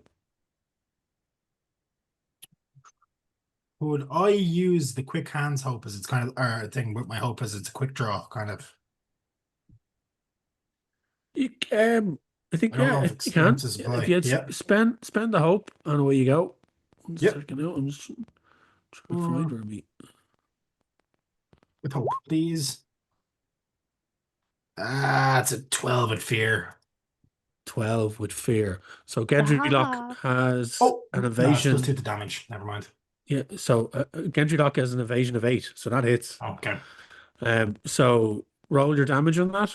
I'm just checking exactly what that is. So it's plus 2 for my charged quiver. And then 2d6 plus 3. That's plus 5. That is 13 points of damage as just 13 points of damage. Yeah. As the arrow like kind of gets halfway there, it's almost like it's suddenly the runes start to glow on it and just speeds up. Nice. Is it the runes kind of kick in, boom, boom, boom, boom, and it just and there's like a green trail that follows it as it zips through the air, and it impacts Gendry. He sees it coming because he spotted you, so he's going to use some of his armor slots. So he has an armor of 7. So what was the damage again there? 13. 13. So he's going to use one of his armor slots to reduce it down to 5. And that's just marks, he can mark 1 HP on that. So he it just hits him there just in the shoulder and it embeds itself and it's just sticking in the armor. And he kind of sees you and looks and then just points his blade up at you and twists it. And you see more guards then moving from either side and he just flicks his hands across. Some of them start to maneuver towards you. Ramble, you're up on the building at this point. He has spotted you. What are you doing at this moment? So, how many guards can I see now? There was the initial 3 that were coming in behind the group.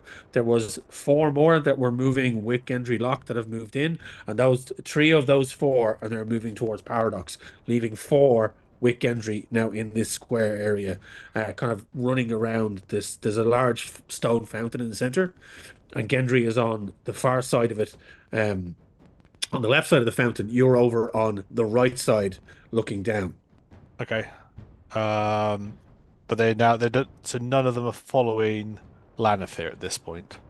They've lost track of Lanafir, Dog, and Jaymz. They vanished in the mist, but they do see Paradox. He did spot you, but Paradox fired the arrow, so he then stick the guards on him. He is now. You see his head is starting to turn and look up towards you on the roof. Okay. I will blur my raspberry and dart off in a different direction. I'm attempting to get them to follow me. So you're going to come down. You're going to just No, I'm staying on the away. roof.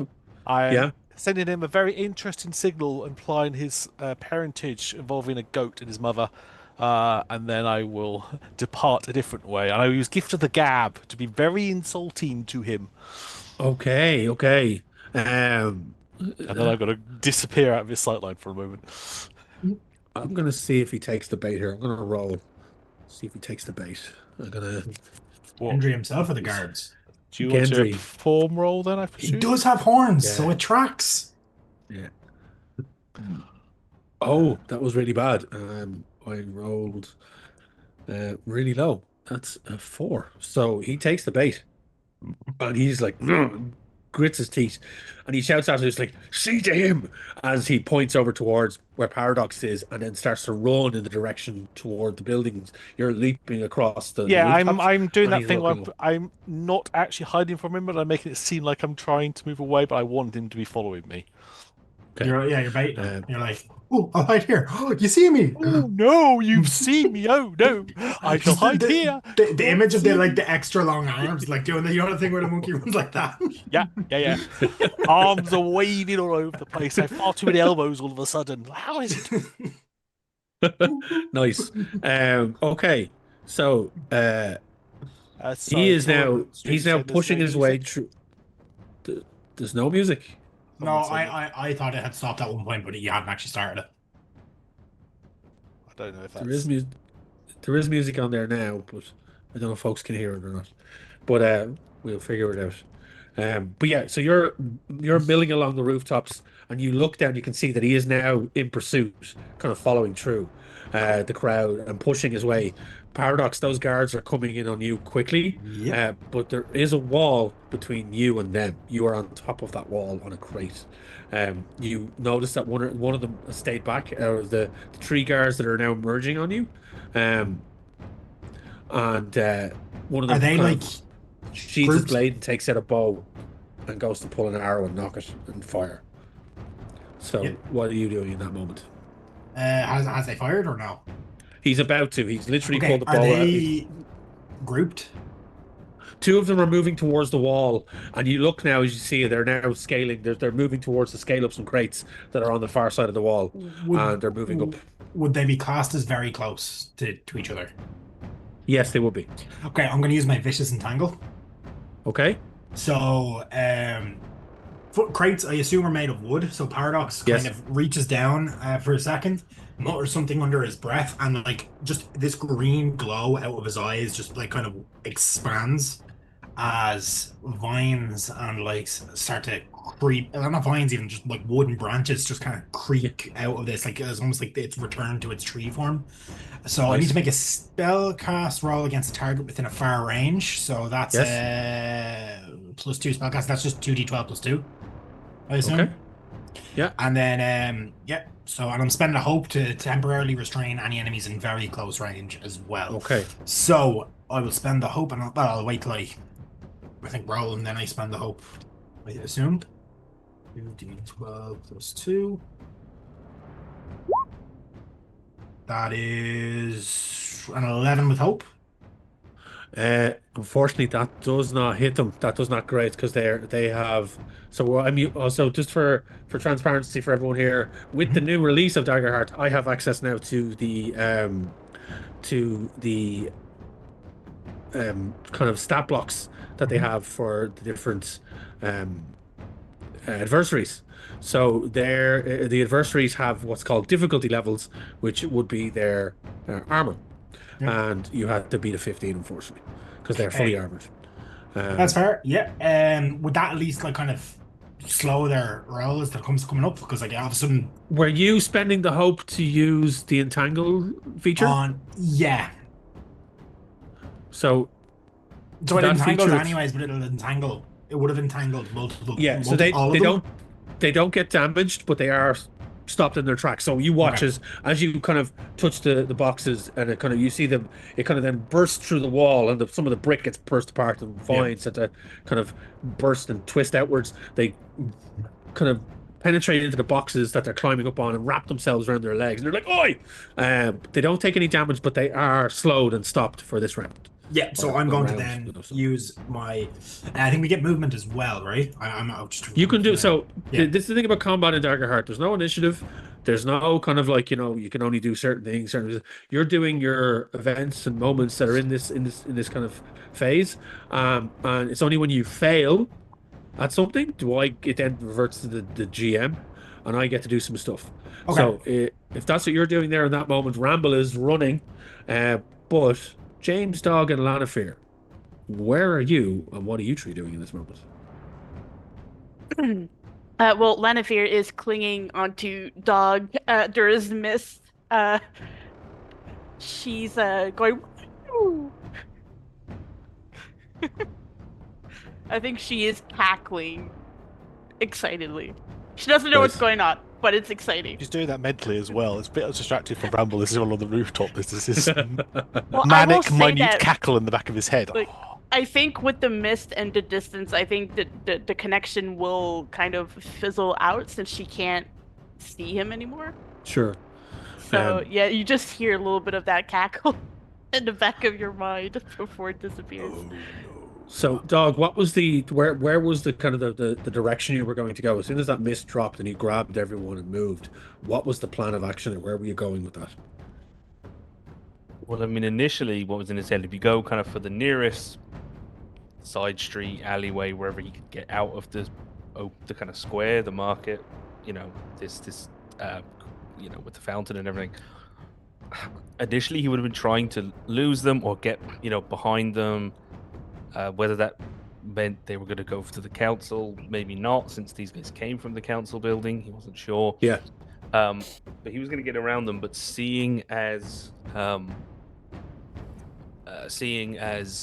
they seem to have spotted at least one of the lads, either he's not sure, obviously, whether he just heard them say up there, Yeah, so he yeah. doesn't know who's been seen. He is going to try and lead the others. He'll lead them, try and get around and sort of behind Gendry Locke and his outfit of guards. And it's looking like now the name of the game is going to be to try and get the drop on them and ambush them from behind, because he doesn't, Dog doesn't want to be he doesn't like the idea of leaving the guys kind of behind to get captured or killed. Okay, so Ramble is leading Gendry away. Gendry is now moving through the square, heading after Ramble, who's kind of leaping over rooftops. 3 of the guards have gone to Paradox. Paradox has now kind of tangled them and slowed them down. And you're kind of, as you look back, and you kind of, the 3 of you are moving through this space. You had the cover of the mist, but you're moving out now. You're in the crowd. You've mingled, and they weren't able to see where you went to. So, are you looking now to move back and try and get a track on Gendry, or are you going to look at the other guards that are there as well? Well, those 3, did you say they're a bit kind of tangled? Are they there? They're tangled. Paradox has tangled them for now. They're going to try to move out of there in a second. At that stage, you you could probably see Paradox standing at the top of the boxes, getting ready to draw his short swords and jump at them. While he sees them tangled, Dog is, he has a bit of honor in not wanting to leave, the boys behind, but he has no sense of honor in fighting dirty. He does whatever it takes to take them down. He will be coming up behind them. Obviously, he's going to let Lanafir know, like, he's going to say, like, I'm charging in. So you can either We're what? giddy up, I've never or you can hop off. Before. So he's like, maybe, he said maybe I'm Has going the to drop stick you for off. great staff. She's just like, I've always wanted to hit somebody. Oh, this He is will so be. exciting. She's vibrating. Like, Yeah, and he's, saying Well, to meanwhile, James, he's getting a nosebleed. He doesn't know showtime. why, but there's something very wrong. Okay. And he is going to be going up, swinging. Just actually one question, Wayne. I know this is a little bit. We between obviously in the last kind of day that we've had, have we had the opportunity to rest? Did we between Jesper's Ridge and coming at Parliament? Have we had a rest? No, We haven't slept, have we? You didn't. You literally left. We Jesper's arrived Ridge and to went straight, Parliament. didn't we? You've only all of this has all taken place within the space of maybe a day and a half, maybe the best part of the day. That's all So it's good. coming into it like the sun is setting. It's dark. Darkness is starting to fall on the city, and streetlights are starting to be lit. Yeah, that is all and good. as I you, just want to make sure that I had my Yeah. HP and stresses marked correctly. Cool. So, I am not going to use that feature because I will save that for Gendry. I think he is just gonna. He's just running up and he's just gonna be making an attack on the nearest one of these Yeah. guards that he sees. So with his you're rushing up, great sword. James. In that moment, that's what Dog is doing. You're rushing up. So give me an attack roll. You come up behind one of the guards who's kind of halfway up on the box. There's vines wrapped up around their leg, and they're trying to chop at them with their own blade, and they're slightly distracted. So you're coming up behind them. So I'm going to allow you to hit and roll to hit with advantage on this one because they're completely distracted by Paradox and by these vines. Yeah. Just double checking. I don't want to do anything there. Okay. Oh, sorry, I forgot I have to roll it there in d20. So that is 2d12 plus 1d6 plus 1d6 plus 3 for the attack roll.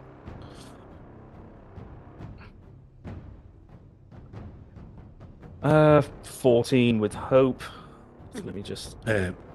That just misses. You swing the blade in, and just as you swing your blade in, he brings his blade down on the last vine and cuts it and pulls his leg up, and your blade just crashes into the crate that he's standing on, embedding itself.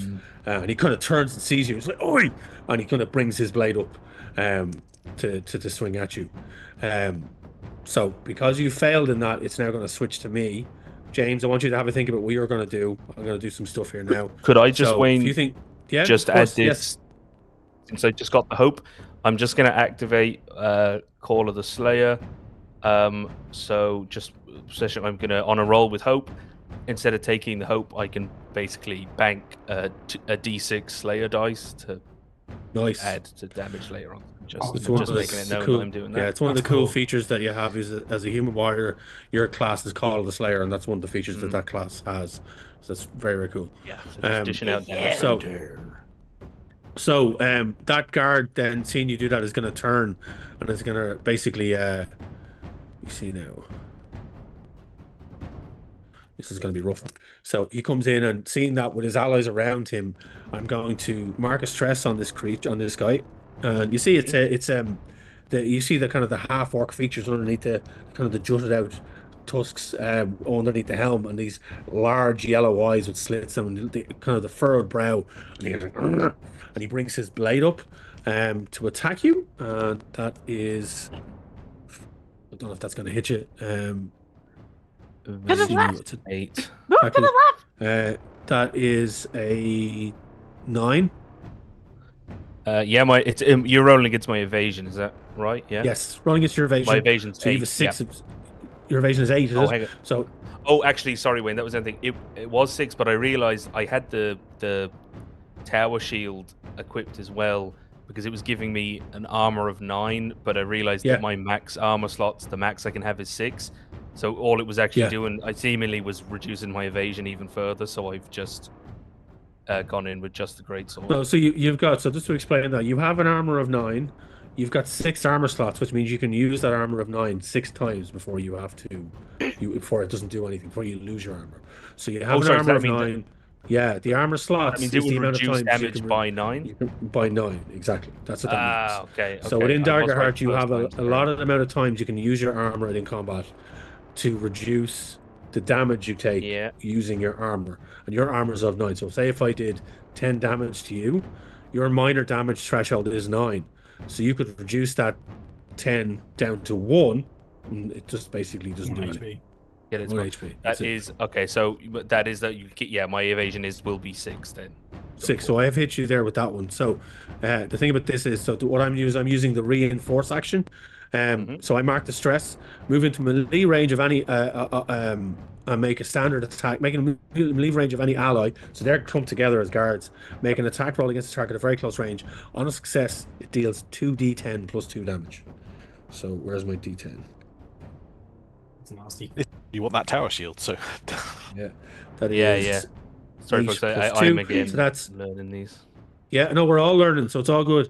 So that's 10 points of damage into you. Literally, the scenario I've just given you as an example is happening. Yeah, yeah. So I've hit you I for 10 points of damage. You can choose to use your armor here and reduce it and not take and reduce it way down, or you can take the full 10. But just to make you aware that your damage threshold, your minor damage threshold is 9. So if it was to go over into the major, which 10 would do, you would have to mark 2 HP rather than 1. Yeah. So I will use that. I will reduce the damage to 1, which will mean I'll mark 1 HP, is it right? Because it's 1 HP. 1 HP, yep. Yeah. Now I just want to see, do I have So the spear they have the blade that they use that strikes out and catches you off guard as you kind of are trying to pick your blade back up after swinging wide. could I spend a hope, Wayne, to use brace? So when you use an armor slot to reduce incoming damage, you may also spend any number of hope. For every hope you spend, reduce the incoming damage by the value of your proficiency. So There you I go. could take that Nice. down to 0. Yeah. I'll reduce Nice. that hope.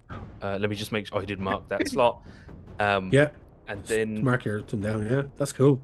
So again, And this is whenever another class that feature attack within the game. finishes- So yeah. I'll retaliate. Yeah, no, that attack is finished. So you can retaliate if that's a feature you want to use. It's a feature, yeah. So basically, when you take damage from a creature in melee range, I can mark a stress to immediately deal Now, weapon damage to the Not creature. not to be that type of DM, but you've reduced the damage to 0.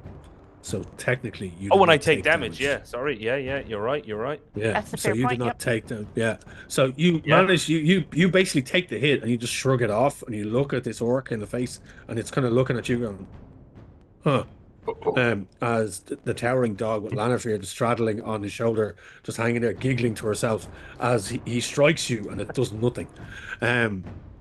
That is the end of his go. The other guard is going to try and Lanafir looks shoot more terrifying in that moment. Just giggling. It's just a Paradox. dragonfly on your shoulder, Yeah. like. Nice. Paradox, you see that guardsman who has his arrow knocked and now pulls it back. If he's going to fire, so he's going to take a shot at you. Yep, needs to be at 12. I rolled a 13. Okay, you hit. So that hits. Is I there hit. anything I can do?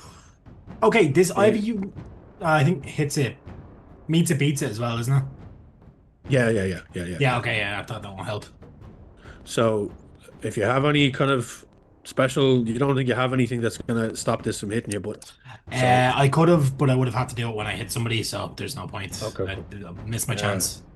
there, that is 8 points of damage into you as the arrow streaks and catches you kind of just in the kind of the armor at the front, gets in between one of the servos. So it's 8 points of damage. Is that What does do you- that my threshold is 8 for the mate? Yeah. Does that mean it does major damage, or is that it hits the minor I damage think threshold? I'm gonna say I have to get a 9 to Okay. get into your major damage. Yeah, I'll Now take it. you can use your armor here if you wish to reduce it down to 4. I'll But still you're gonna yeah. take 1 HP. So yeah, keep my armor. cool.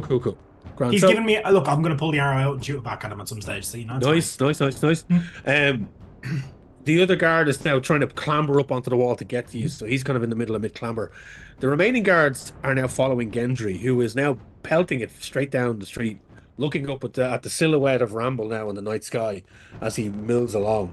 Gendry very deftly all of a sudden then starts to leap and build up speed and starts jumping onto boxes that are piled up on the side of a building and leaps and moves so fast in like a fully armored individual, full on stalwart. Like you've seen Dog move, and Dog is slow for the best of times. You've never seen anyone this big, this tall, this broad in full armor move like this, and it's unnatural. And you just see his kind of infernus form bound up onto the rooftop and is now in quick pursuit behind you. He is just going to shout at you, and he's like, "We will hunt you down!" As he swings his blade up, and it catches the now cresting moonlight as it peeks into the sky. The guards remain on the street, and they're shouting, looking up, trying to catch, and they can see the glimmering armor of Gendry and his cloak billowing behind him, as he kind of tries to gain on you. Now he is moving pretty fast. but Ramble is deft. He can move well, so it's going to take him some time to catch you. In the meantime, James, what are you doing? Okay, well, I had a plan up until I heard that. So, so close range is anything between 10 and 30 feet in Yeah. Daggerheart. So I looked at so so in my turn, could I get within close range of Gendry? If I use my movement. I will say if you saw Gendry bound after Ramble and you decided you wanted to help Ramble, yeah. you're following behind. So yes. Okay, cool. So as he I does say that you yeah. would have been able to kind of catch up, and I just have this image in my head of you're catching up. The guards are looking up at Ramble, looking up at Gendry, and you're legging it, and you catch up with the guards that you're actually neck and neck with them. And one of the guards is looking up and then looks sideways and looks up again, looks back at you, and sees you running next to him, just like yeah. And James is like Rocky 3. He's a tall guy. As he runs by, and what he's going to do is he sees Gendry leap from crate to crate to crate. He's gonna go, that's impressive, brother. Why don't you take a little help from me? And he's gonna reach out his hand and he's going to access his book of Korvax. And he's going, as Gendry leaps from one box to the next, he's gonna cast levitate on him. So he never hits that second box. He just goes straight up into the air, as high as James can make him go. And then he's just gonna keep going. Yeah. And then as soon as he's like 120 feet in the air, James will go, gravity's a bitch, and just let it go. Oh, nice. So Book of Korvax is your grimoire, yeah?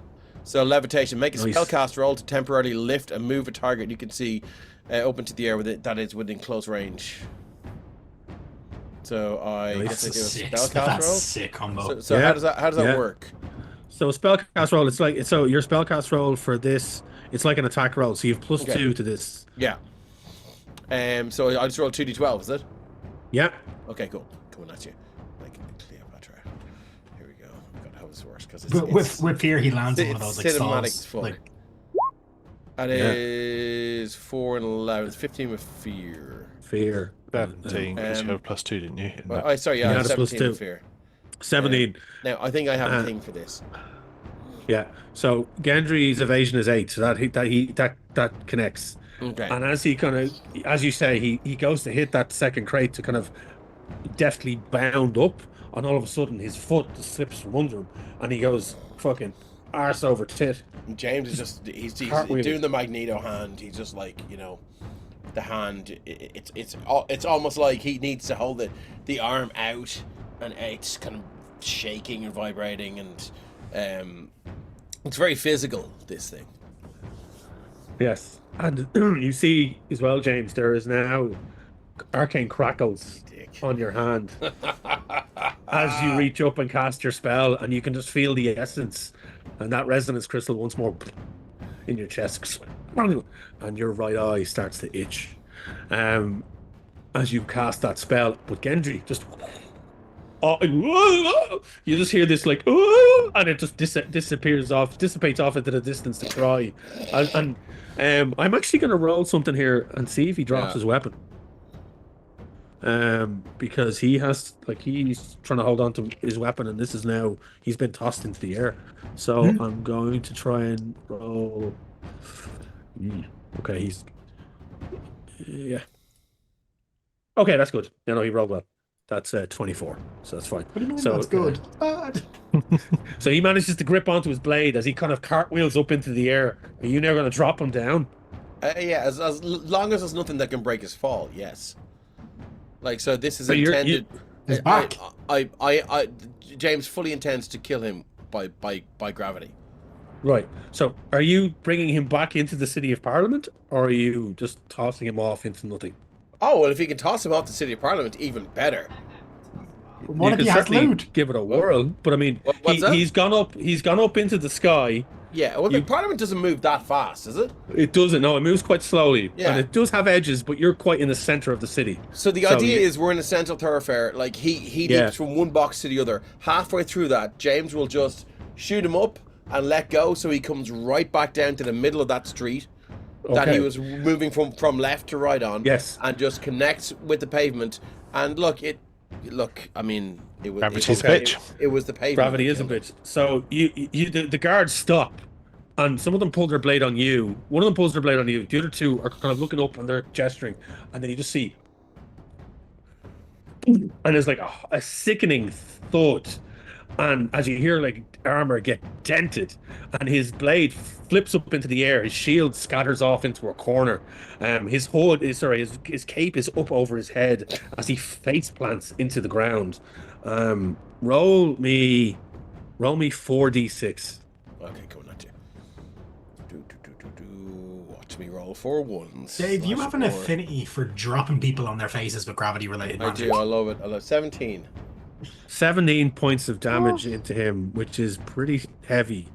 That goes into his major, so he takes 2 HP, and he is just there, and he is not moving. James will uncoil the whip and look at the other 2 guards and goes, "Who the fuck is next?"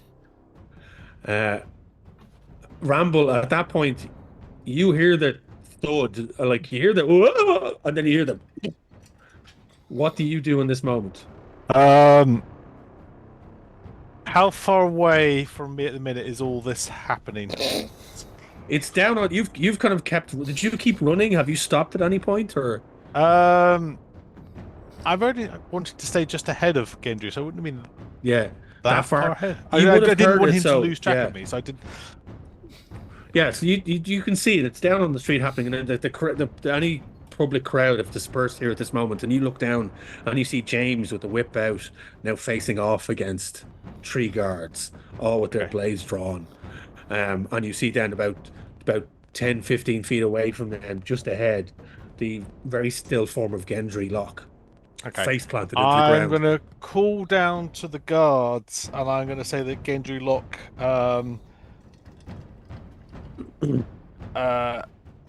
he says he's fallen foul of the council, and he is to be arrested.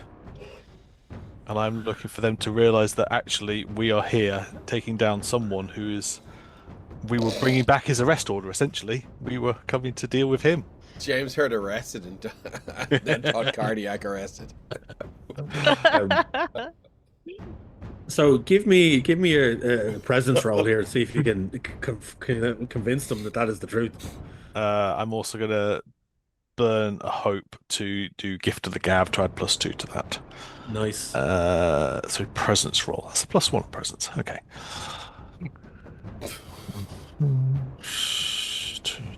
12. This game is bananas. I love it. 20. That's a 20 with fear. Here, thank you. Stop it. They kind of hesitate for a second. And they're like, they look at each other, and they look up at you, and they're like confused. There is a confused look, and they do hesitate, but they don't go at James, and it kind of stops them in their tracks.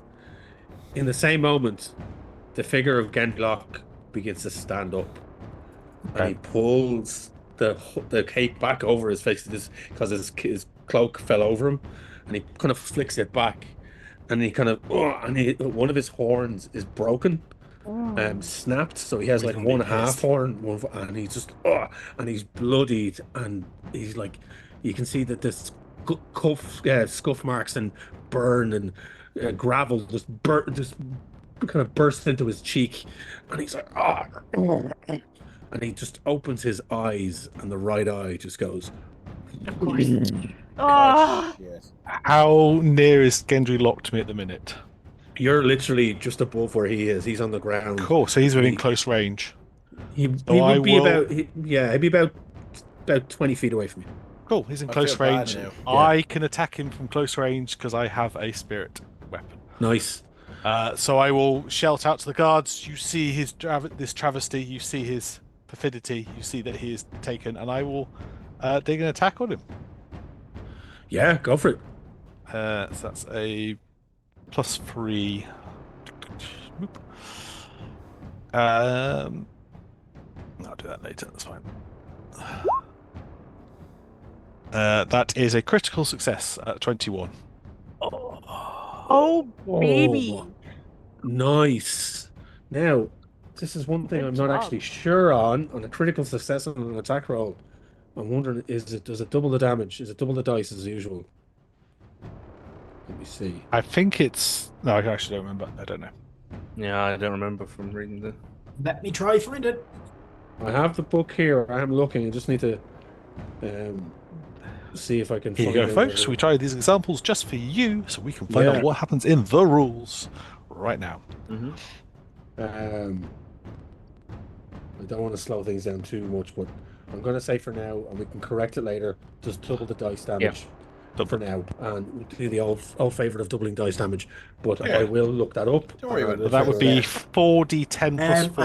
I have it Oh, here. sweet baby Jesus. Yes, Carrick. If your attack roll critically succeeds, your attack deals extra damage. Start with the highest possible value the damage dice can roll, and then make a damage roll as usual, adding it to the value. So you do your maxed out dice, and then roll on top of that. So that's going to be Okay, so it's 2d10 plus 24 damage I'm about to do on this roll. 24 damage. Wow. 24 What? plus 2d10. So Go for What? it. Go for it. Hold That's on. My insane. axe you is sure? a 2d10. It yeah. doesn't. It Your does axe is max 2d10, in a so row. it's My, just so everyone knows, my serif domain is strength. Yeah. That makes sense. Yeah. so your normal damage is 2d10. My So normal you damage is max it out at 2d10 plus 20. 4. 20 Holy plus 4. sweet baby. max. 24. That's- That's so- 35 points of damage I do to him. You should have named your character Max Damage. No, crits in this So- game My are name is nasty. I Max remember reading that. Maximilian Damage. So there's no point me even using armor here because that I'm is also going well to use my critical past the severe inspiration, damage and I'm going to threshold. say that Yeah. James can also regain one, either clear 1 stress or gain 1 hope as I use my critical Oh, inspiration. what are we going to do? Once per short rest, when you roll a critical success on an attack roll, all allies may gain. So Ramble, please describe how you utterly just like he's not dead. You're not killing him here doing this, Yeah. but what is the move here? What do you do here in this moment? So the guards are looking up, and they're basically, as the last rays of sunlight are going down, they are backlighting Ramble, and his red fur is glowing.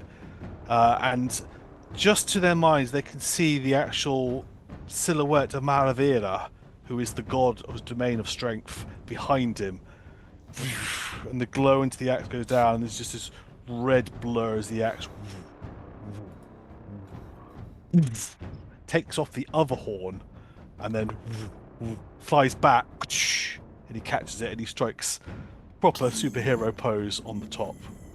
There is a guttural scream of pain mixed with this echoing, visceral, gurgling sound that is like otherworldly, that erupts from Gendry's form. And the eye blazes, and he just swings his arm up, and you just see there is no blade there, but all of a sudden, an ethereal red flaming blade Oh. bursts forth, and he's like, and he just points it at you. Now it's not my turn to do anything yet, so he is just getting ready. But James, as that blade flames up, you are just the crystal Yeah. pulses once again, and you just hear Silt's voice in the back of your head, and it just Yeah. says, "Run, boy, run." So we now switch back to Paradox, Dog, and Lanafir. Lanafir, what are you doing in this moment? As you stand there hanging on to Dog, and the 3 guards are in front of you. One of them, the orc, looking a bit kind of surprised that that Dog is taking no damage from any hit that he's given him. What do you wish to do? This is bonkers. Okay, it's like being on a roller coaster. She's just holding on to Dog, and it's just just being like jostled left and right. And at some point, as the orc is kind of just giving Dog this perplexed look, I think she just looks up at the orc and goes, "Oh, I've always wanted to try this. Wait there for a second. And she's going to use her Book of Ava and cast what's the power push. Power push. Okay. She essentially does a Hadouken right up Nice. into Hadouken. this orc. So let's see if it lands first. She's so well mannered to say it's a how do you do can. Oh, straight back into all the vines and like branches as well. That's gonna fuck this guy. Yeah. That's gonna nasty. Yeah. Oh, So funny. backwards thinking Wait, about that. okay, wait. Okay. That's an 18. With hope. That hits him. With hope. Yeah, that's a success. Okay, With hope. perfect. Skadoosh. So roll your Gains damage. that hope, Yeah. and this is 2d10 plus 2 damage. +2, yeah. Yep. Yeah, don't piss off the explorers. We know what we're doing. 13. And 13 it's points of just damage. yeah. So it's just the wings.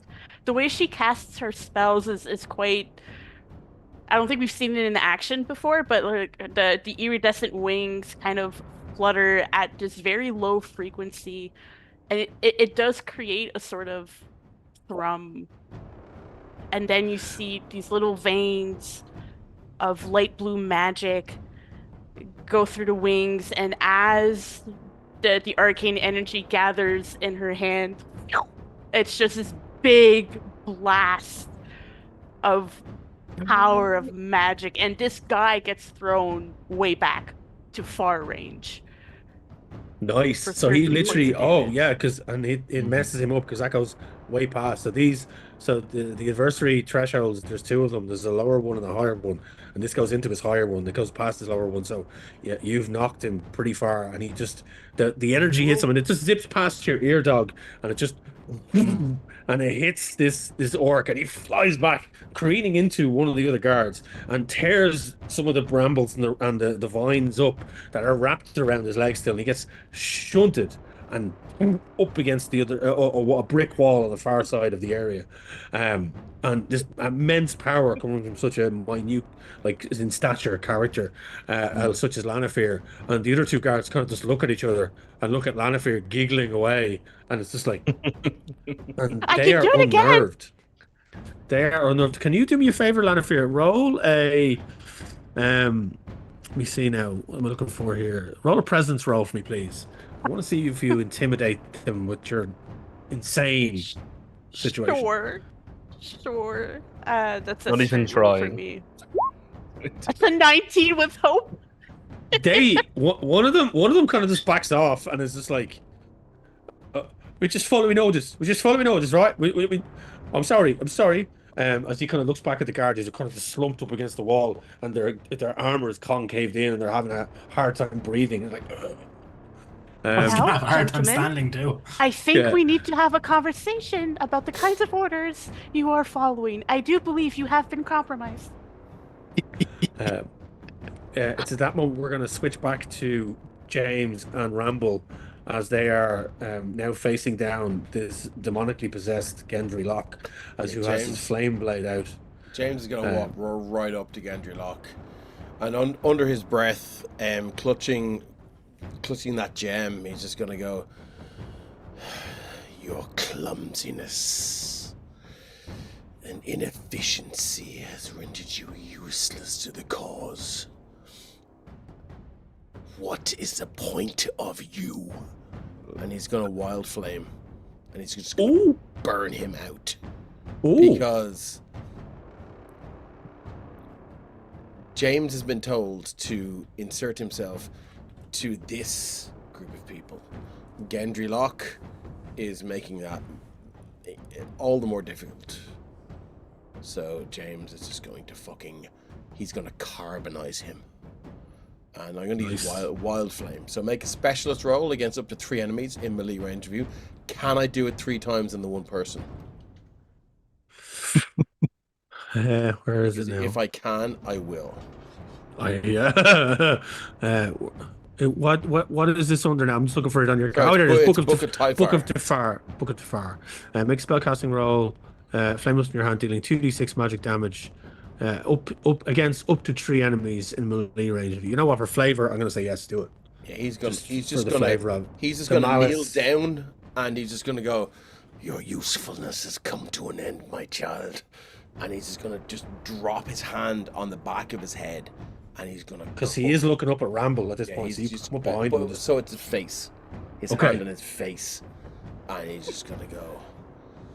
Time for you to ride the lightning. Oh, And he's There it just is. so I need to make a spellcast roll up to. You fight fire with fire. That's how we deal with demons. Absolutely, you better Yeah. believe it. You better believe it, baby. So I need. So what is my? It's just 2d12 plus 2, is it? yes. Excellent. Come on, like Cleopatra. So I'll do that 3 times. Boop, boop, boop. So we've got 18 plus 2 is 20 with hope. Yeah. Then we've got 16 with hope. And Yeah. then we've got 12 with Can I use reassurance on that last roll to make him re-roll his hope die? Well, they all hit because his evasion is 8. So Okay, I was just trying to avoid giving you fear, actually. that's totally okay. If you want to do that, I'm totally all right with that. Because So, I've so I'm going to use reassurance. The amount of fear that guy has already. He's just like, yeah, great, don't worry about it. Well, yeah. I'm a fearlionaire. Yeah, so He you'll hear has Ramble had enough always for the supporting campaign. you. It's not look, from you above. you guys are literally a fear factory. So Yeah. So you can re-roll that last hope die if you wish, James. Last hope die. So Yeah, that will the be one that's 2. I allow you to re-roll that one to see Okay, if cool. you Very do much. score Cheers, I better on appreciate that roll. Come on, Cleopatra. That's an 8. Oh, that's a crit. Is that a crit? that's a crit. That is a That's a crit. crit. That's a crit. It's a crit. That's a crit. Okay, so So that's my So what reassurance happens now? bit gone. That's So- Oh, Jesus. It does. So the first 2, roll the damage for the first 2. Okay, let me go back to my demi-plane thing. So it's 2d6. 2d6. right? Cool. So you and Okay, then so slash or. Do you know what? I'll just use the fucking dice roll. Here we go. Boop. That's double 6s for 12. holy That's shit. the first one. And that's plus. that's- plus. are we so it's going just 2d6. This is for the Yeah, first one so that got 18. This is for the first one, yeah. Yeah. So you got 2d6. That's 12 damage. So go Yeah. for it. Yeah, go on. And then we go for the second one, which was a success. Here comes another 2d6. That's another double 6s for 12. Jesus Are you Christ. fucking kidding me? I'm Get not off the kidding macro, you. Dave. What the fuck? Can you just take the G out of Gendry and just make it Endry? Because he is his end right Because the now. next is And- 12 plus 2d6. Okay, so here comes the So, next but one. the third So, one is. Yeah, But the third one is a max dice anyway. 41. yeah. So that's- that's 12 and 5 is 17. So we got 12 and 12 is 24, and 17 is 41. 41. Plus, then if you get any additional for your...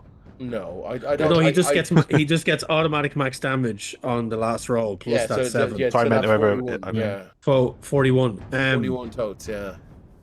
That's the So sum you of the damage is 41.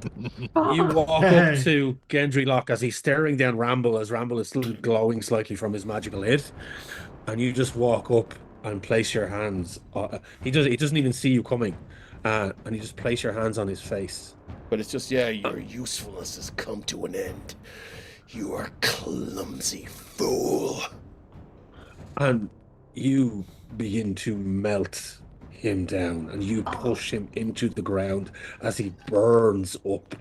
His armor starts to heat up and glow as the flames burst through his body, and he screams Hope the with legs are agony. kicking and the arms are thrashing. Oh, fully, just like Yeah. full on writhing, as the flame blade kind of just dissipates out of existence, just sizzles, and you just burn through him, and you feel your hand melt into his flesh, and you hit bone, and his eyeballs just go. But the crystalline, the flaming one just continues to, and there's that stench of burning flesh, cooking meat, as you burn Gendry Lock into nothingness, and he melts into his armor as the armor just writhes and buckles and twists and creaks as the heat moves through it. His cape catches fire and burns. As you watch then from the rooftop, Ramble, you just see James melting this individual into nothingness. I need to speak to an interviewer. Never mind. Carry on. You're doing it. And the guards are terrified and they run. Ramble, give me a perceive roll, please. Perceive. I have no bonus. This is a straight roll. Just as that's happening, Yeah. you know, as it finishes, James will kind of like slough off the whatever's in his hand and go, disgusting. Hang on, like Carrick. mortal Hang on, slag? Carrick. Hang on, Carrick. He'll just slash off whatever's on his hand, and he'll look up at whoever's nearest to him, be it Dog or whoever else, and go, It's Ramble up on the roof. "Are we gonna? Did we say we were going for street food, or are we gonna find a restaurant?" That is a I'm hungry. 20 with fear. 20 with fear. Ramble, just as he turns and looks up at you and talks to you, you can just see his right eye just starts to glow ever so slightly. You don't know whether it's a trick of the light, whether it's the flicker of the flames off the now melting pile of slag next to him, but there seems to be a glow that just flickers into James's eye briefly as he looks up and he's shaking off his hand. There are screams and cries from the public that are nearby, and the guards are now running back towards the town square as the tall, broad-shouldered James Headshield stands there, just shaking off the remnants of what was Gendry Lock. Okay.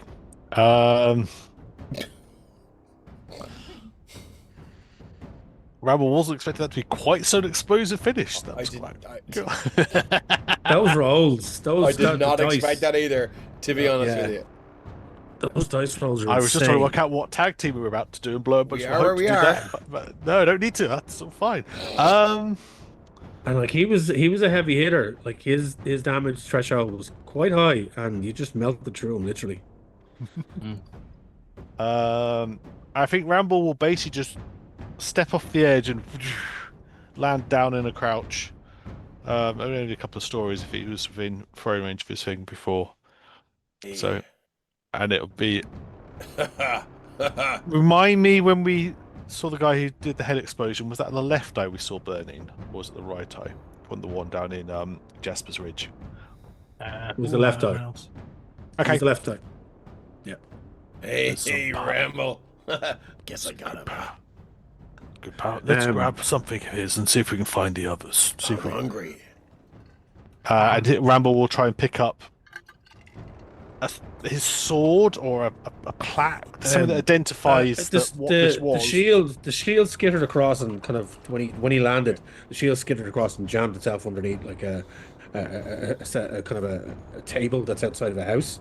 But as you walk past the slag of the body and you kind of kick off it, the melted armor, a resonance crystal just ching ching ching ching just skitters out onto the cobbles and sits there and glows with the heat. Do I see this? Give me a perceiver, I'll see if you see it. If it does, I mean. Because Ramble was actively going to pick something up, so. I mean, Ramble will. Perceive. I'm trying to think of it. If I've got anything, I haven't got any. He'll have something like a scrap of cloth or something that we normally use to wipe his axe down. He'll just sweep without kind of breaking stride to it. He's just going to sweep that out, grab it. 19 with hope. You do see Ramble reached out to pick it up. So, and he's just going to sort of tie that in. Did this come out of Gendry? Came out of Gendry Lox's melted remains. Oh, I mean, would I have not seen that like as I melted him? No, because what happened was when you melted him down, he melted into his armor. The armor then was buckled and broken. Okay. But then Ramble came over to the body and kicked it, and it fell out of the remnants of the armor. Cool, good to know. It was on the interior of it. I don't know if this will do anything, but I mean, James will reach his hand out very subtly. So you know the way if you can, you put your hand on the ground for a puppy to come towards you. Yeah. And he'll put his hand on the ground as he sees that, and just really focus on that crystal just rolling towards him. Ramble, are you reaching for the crystal? Yeah, if I pull out this rag and I'm just reaching to pick it up. So I'm not touching bare skin. I'm any power to do that or like whatsoever, but I think it's something he would do. He just put his hand down and just if you can imagine if you would roll a marble out of your hand. Yeah, no, 100%. Reverse happening. And trying to Jedi this thing to your hand. Absolutely. I think it, because he has a connection with these things. And if it doesn't, it Yeah. doesn't. It's just this is just for Make different and a flavor. spell casting roll for me. But it's Shit. gonna be like Ramble is going to see this happen if it happens. That's cool. That's cool. Yeah, I'm okay. here for this. Yeah. Okay, cool. So spell casting is just 2d12, right? Yeah. Okay, cool. +2. Plus 2. It's the first time I've been given a bonus and it feels bad. Jesus. Boop. That is 15. 15. With hope. Oh god, I have 2 hopes that I have to get back to myself. So Cool. Ramble, you go to reach for it with this cloth, and no. you see the glowing dagger, and then it just starts to move, skittering across the cobbles towards James, who you see has his hand down. And I on just the ground. leap on it because I'm presuming this thing is now trying to take him over. Yeah, you can just leap at it, and intercept it. Give me a finesse, or sorry, not a finesse, an agility roll. Agility. Okay. I may burn a hope to use acrobatic on that if I don't think I'm gonna.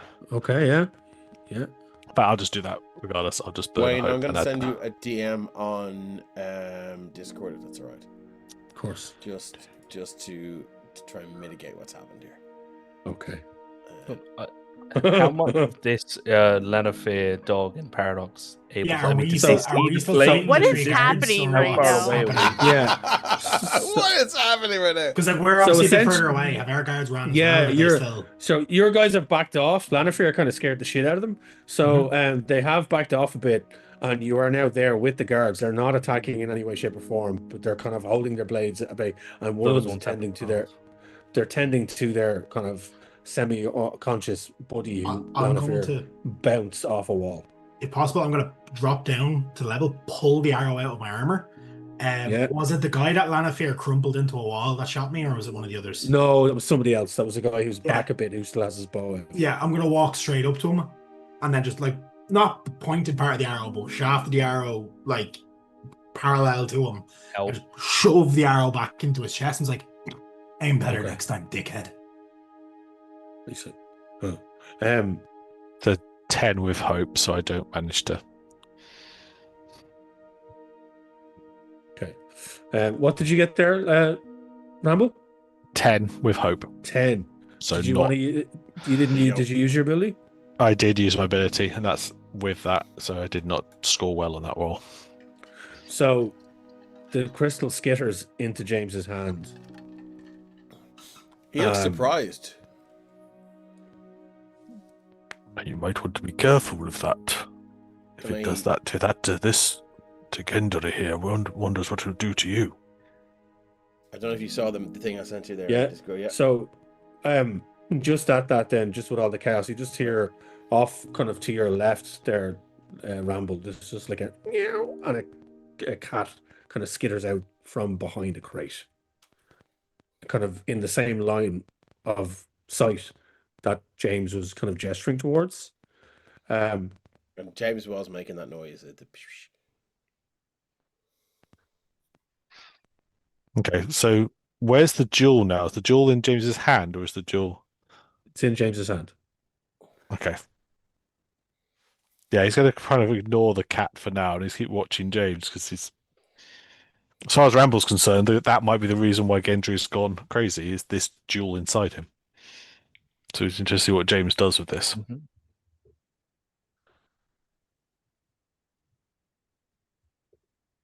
What do you guys want to do in this moment? What's happening? I think we should see if the cat can sing. Maybe he can join. We could create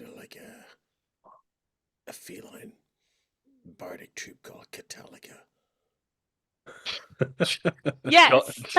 Right? Dog, if like he's just kind of eyeing the guards as he passes, he's gonna just sort of walk by them, like assuming that they are now sort of de-escalated. Had we been given Yeah. any sort of symbol of the council's authority when we were leaving? Just as we're acting. You for were the you council. were given you were given pieces of kind of parchment. You were given some instructions and some notes. And Lanafir has that document, the tome that Brannock Bree, Brannock Cree even gave to them. So But no badge of authority of any no sort. badge of authority, but Going no, but like by out of his like inner pocket, then Paradox is gonna pull like he's gonna have it folded so that they can't see any of what's actually written on it other than the symbol. And he'll pull it out and he's like, we're acting on council authority. You picked the wrong They fucking kind side in this fight. they kind of eye it up, and it's like they're kind of looking this over, and they gingerly kind of look at it and see what the situation is here. Oh, we were the captain. He told us that you were here to Yeah, would you see his attack the fucking council. did point, we see his points to eye? Gendry, and James then will points walk to up Lanafir. with James Just will walk says, up, like she said, compromised. James will walk up with the gem and go, I am the Compromise. captain now. Oh, and That's not how some things work. What? No. where's Captain Luck? Captain has been compromised and is. Did we see Put him at the an end. pyromanic? No, so No. you didn't see the attack. That happened off down another street. So you were in Too the far square. away. Okay. They were kind of too far away, but they're James and Ramble have now made their way back towards you and are now with the group. yeah. Okay. Lanafir's cool. gonna telepathically connect with Ramble again. It's like, what's wrong with Mr. James? What happened? It'd just be another resonance crystal in Gendry. He's dealt with. I'm not sure the crystal's safe.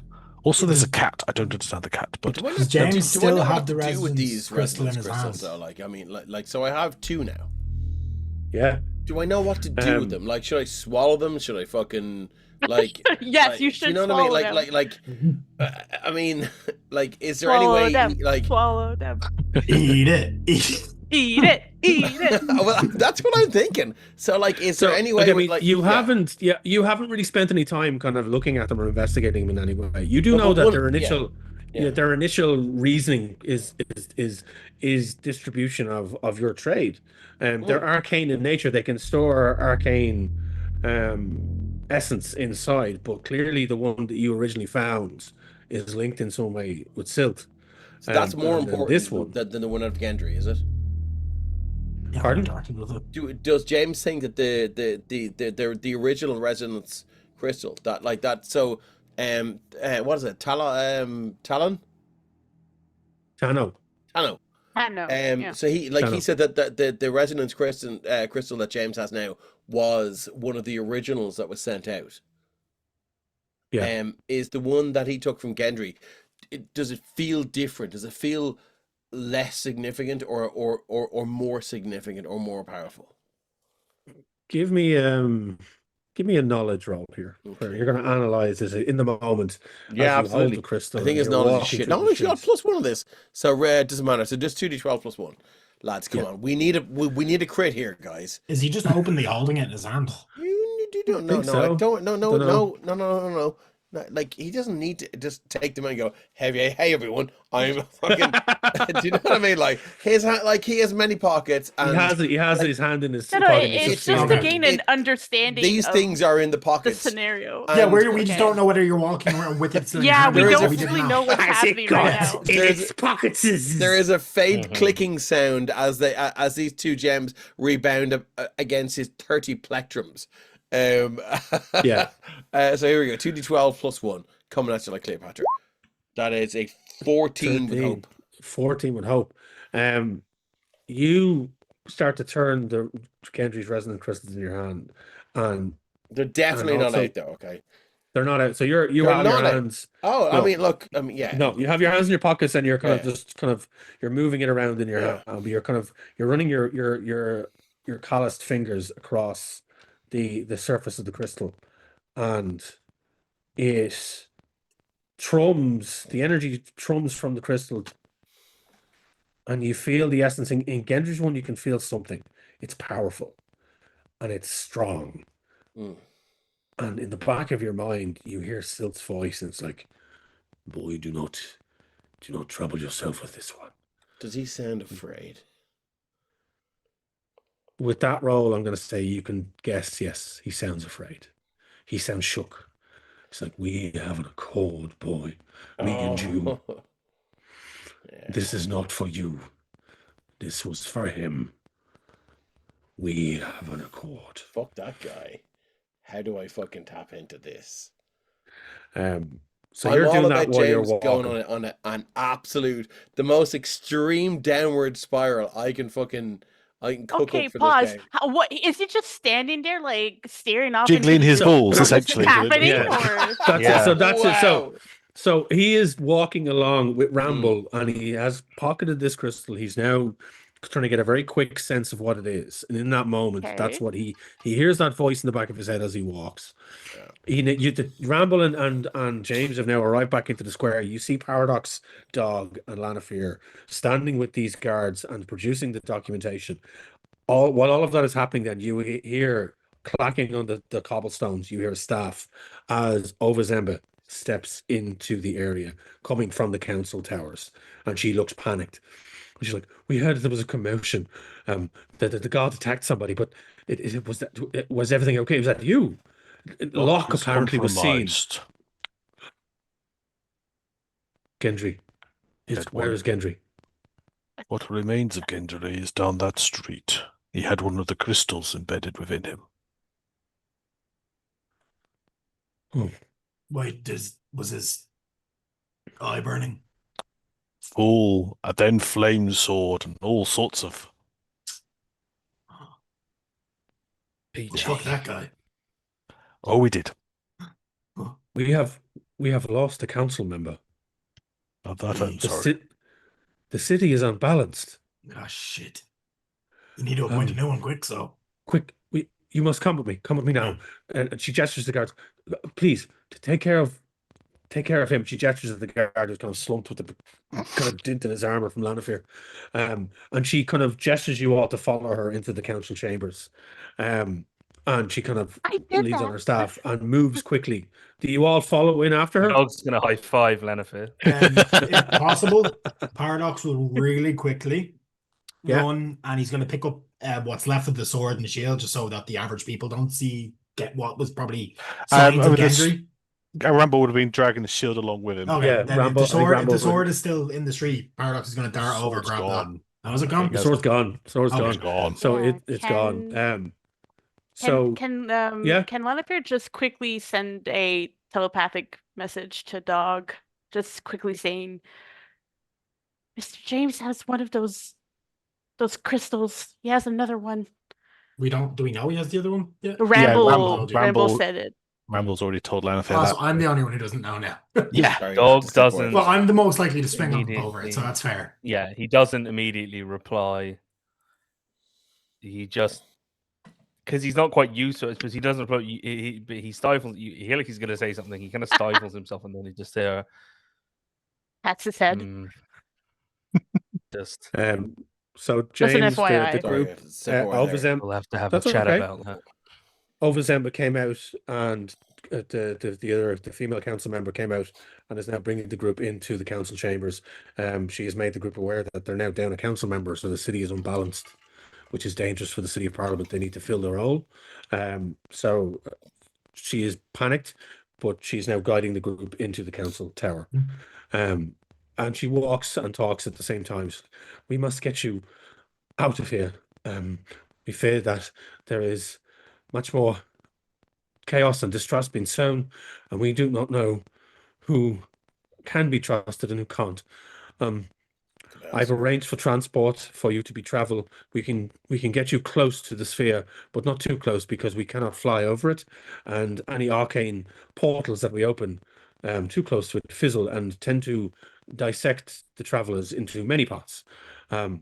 She kind of is leading you through corridors and up staircases, and you see other people are now rushing, and as word starts to spread very quickly that Gendry Locke has been dispatched and one of the council members is now dead. Could James ask a question about the possible refilling of the council seat? As Yes. we're being whisked away, he goes, "Yeah, I know I have no council skills or political skills whatsoever. I have no formal training in history or in any kind of diplomacy or anything like that, but I am popular. So I'm wondering if it might be appropriate for me to take that seat, given that a lot of people like me, would be. Yeah, Paradox is that- just behind him, like, How would that work out? Everyone Oh, just turns around to If look. it Oh, comes oh. to a popular vote, no, do you think I could? guy's an idiot. Oh, Zemba kind of as this is the first time she's meeting you, and she's looking at. I mean, everyone as long as they receive enough electoral votes from the guilds can put themselves forward. But we right. generally have reserve council members who are ready to step into the role I see. at a moment's Okay, notice. look, But just trying to help, you know. I do appreciate this, and she's kind of saying this as she walks quickly.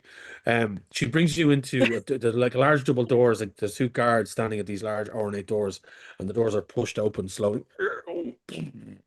And she steps into this circular room it kind of echoes the council chambers, but this is darkened, lit by kind of a couple of sconces on the walls, and it's not a high ceiling. It's like there's a dome ceiling in here, about 20 feet up. And in the center of this area is what looks like a huge pile of rubble, rocks and debris, just all piled up. But there are runes carved into the ground in front of this pile of rocks. Brannock Cree then kind of shambles into the room and is like, I've came as quickly as I could. I heard about Locke. Is it true? He's dead. He attacked us and our friends dispatched him. Terribly tragic. Not so terribly. He was one of the eye burning people. We don't have a name for them. He was somebody gonna say we before need a that, name, though. Do please. you know what I mean? That's what I'm getting at with the tragedy. He was a person before he was. We must fill his position on the council as soon as possible in About order to that. maintain the balance. Why not the blessed? What a lovely Solves two suggestion. problems. They feel represented. There's balance. It will be put to a vote. But I think for now and he pulls out a scroll, and he unfurls it a bit, and you see it's got a map in it, and it's when Paradox, you recognize it straight away that it's a map of the surrounding areas of the Dream Sphere. Yeah. And it looks like it's been updated by numerous different people, different hand, as some of the runes are written in a different language, different script. But it's like this is the last map of the last expedition we sent into the sphere of the surrounding areas. And he kind of rolls it and puts it into a tube and hands it over to Lanafir, or Paradox if you want. Yeah, actually, Paradox will probably step forward for that because he's the most experienced tracker. It's like Yeah, but she's been around the Dream Sphere more than you have. That's Ramble what will you also think. That's what you think. So he's like, I think Ova is going to send you on your way. And she kind of nods, and she asks you all to kind of move back from the rubble, and then she just swirls the staff, and the rocks start to move and shift, and they start to build and form a massive twisted and broken arch that kind of form before you. And the runes on the ground glow, and a blinding blue light begins to grow from the base of the arch up to the peak, and then there's a burst of energy as it illuminates the room, and you look through and you can see green fields and rolling hills and weirdly grown, twisted shaped trees, and off in the distance, very far in the distance, you can just make out the glow of the Dream Sphere. And she's like, we have much to prepare for. We have much to do. Please be careful. We await your return. And she gives Ramble a small crystal about this big that's encased in a gold rim that has a kind of a chain on it. If you mutter my name into this crystal, we can reactivate the portal. And she hands it over to Ramble. Yeah. And then gestures for you all to step through the portal. We go through. Yeah. One by one. Paradox makes a point of being the last to I go was going through. to say James was Okay. going to Okay. make a point of being the last. So That's okay. They're gonna have to Just- wait. It's a Just- real weird yeah, portal standoff. Come in, yeah, you go Ramble in, will you make sure he's yeah. the first through because he wants to guard the other end to make sure So, the yeah. landing didn't No, take. like if you, like James will, like he's super It's chill. awkward. Like you're jostling shoulders, and one goes, no. Yeah, no, well, I once don't- James realizes what's going on, he'll just like turn around and just do that kind of like fall backwards through the portal. 'Cause he's just too cool for school. Why are you on the floor? It just- Yeah. Like, so before he steps through to the other side, Paradox just looks at that Oh, glow in the like, distance, yeah. and like his body just like was strangely natural, because like normally his movements they're not robotic, but they're less they're more calculated than a lot of like your average person does. His shoulders just sag and he lets out a sigh, and then just turns back to Brannock Cree, and he's like, there better be a Zook in here. And then he steps out, and then And with that, the portal and the rocks crumble back into the ground, and Ovazemba and Brannock Cree are left in a darkened room, and they look at each other, fear across both their faces. And that's where we're going to end this week's episode of Daggerheart. What an episode it is. Thank you very much, Wayne. Cheers. Thank you, guys. James is Thank you, guys. evil. First, Now our first technical thing- mistress is she's away doing something for a second. You're fine. Oh, You're fine. Good. So, do you want to? All Does it? Do we sometimes do this? Do we want to talk about? And it is 11:30. I will point out. That's fine. Yeah. We can just end it now if you want. All right, I mean, as long as people are aware of that, like I don't have them very long to if I could you get up early tomorrow, even though it's bank holiday for me. Yeah. We But finish we up will with say that. that is like we did a proper dive into the mechanics there a bit more. Yeah, of that was Daggerheart cool. I love session, combat in this game. and it is something we're going to have to get used to. It is something that we're still getting used to, and we may have made mistakes. We may not have. We don't know. And we'll read up on the core rule set now that we have them. I think if mistakes are made, that will go both ways. So nobody will be sort of Yeah. disadvantaged or That's- or sort of. It's how we ruled learn. And I think unfairly it's the against. right Crits are idea. fucking good way. strong though. yeah, They it's were good. some It's- mad rolls, though. Yeah, Fucking those mad. rolls were insane. But look, that's the way it is. That's TTRPGs for dice Yeah. rule everything. So, and like it is, they Wait fall till where they Wayne may. crits That's it. against us. I'd love to know if the double sixes, if the crits are applied to damage as well. They do. I checked it in the book. Yeah. Yeah, Oh, they do. So it's when I max- rolled double sixes for 12, that should have been 24. It's your So what a crit does is you roll a crit. Your damage. No, well, die, yeah, you after actually- No, you it roll doesn't the apply to crit- damage No, it dice. doesn't No, apply to no, damage that's what I dice. was asking, yeah. You max the first roll of damage, and then you Yeah, no, roll Yeah, again. but I yeah. rolled double sixes on damage. Oh no. So that's what Yeah. I was wondering if there was Yeah, any. that's no, Doesn't- it doesn't doesn't trigger doesn't do a that. rate. That's That's just what you're that's just wondering, full. yeah. That's just full damage. Yeah, That's what that is. yeah. It's full That's damage, which was insane because you got 3 full damages literally. crazy. And then Bang. it's full damage. Yeah, But so I that's think- mental. But Narrow we are dice, where we though. are. What's happening on Tuesday, Rep? So Tuesday we are back in the world of Andromedus as that man there takes his party into the next stage after they've dealt with their manticore. I'm doing this on the fly because I put my notes away. No, I'll take over there because Yeah. it's my game. Summer Party, they have not yet to receive, but they will in the first few seconds of the game, a message from their good old friend Tharkin that is going to send them on to the next leg of the adventure, and it is going to be a tough one.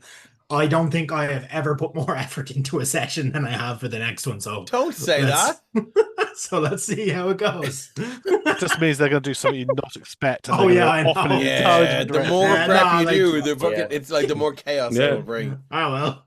Yeah. And then Thursday we are back in Andromedus for a one shot with some hopefully new faces on the Yes. faces on the stream. At least two new but- players have said yes to playing. So Yes. We'll see. But I'm aware also it is quite late at the night on a Sunday. So we'd like to thank you all for joining us on Thank this you all. very exciting adventure. We've had a great time. We hope you've had a great time. We will be back to see what we can find in the Dream Sphere in 2 small, short weeks. Don't hold your breath. Other than that, thank you very much. The whole campaign should be on YouTube going up. If you want to catch up with what happened, if you've missed the beginning bits, if you're the first time with us. Otherwise, we love you very much, and we will see you Tuesday, Sunday, sometime in See the you future. guys. Come and see us on Discord. bye. Goodbye. Yeah. Mudflap.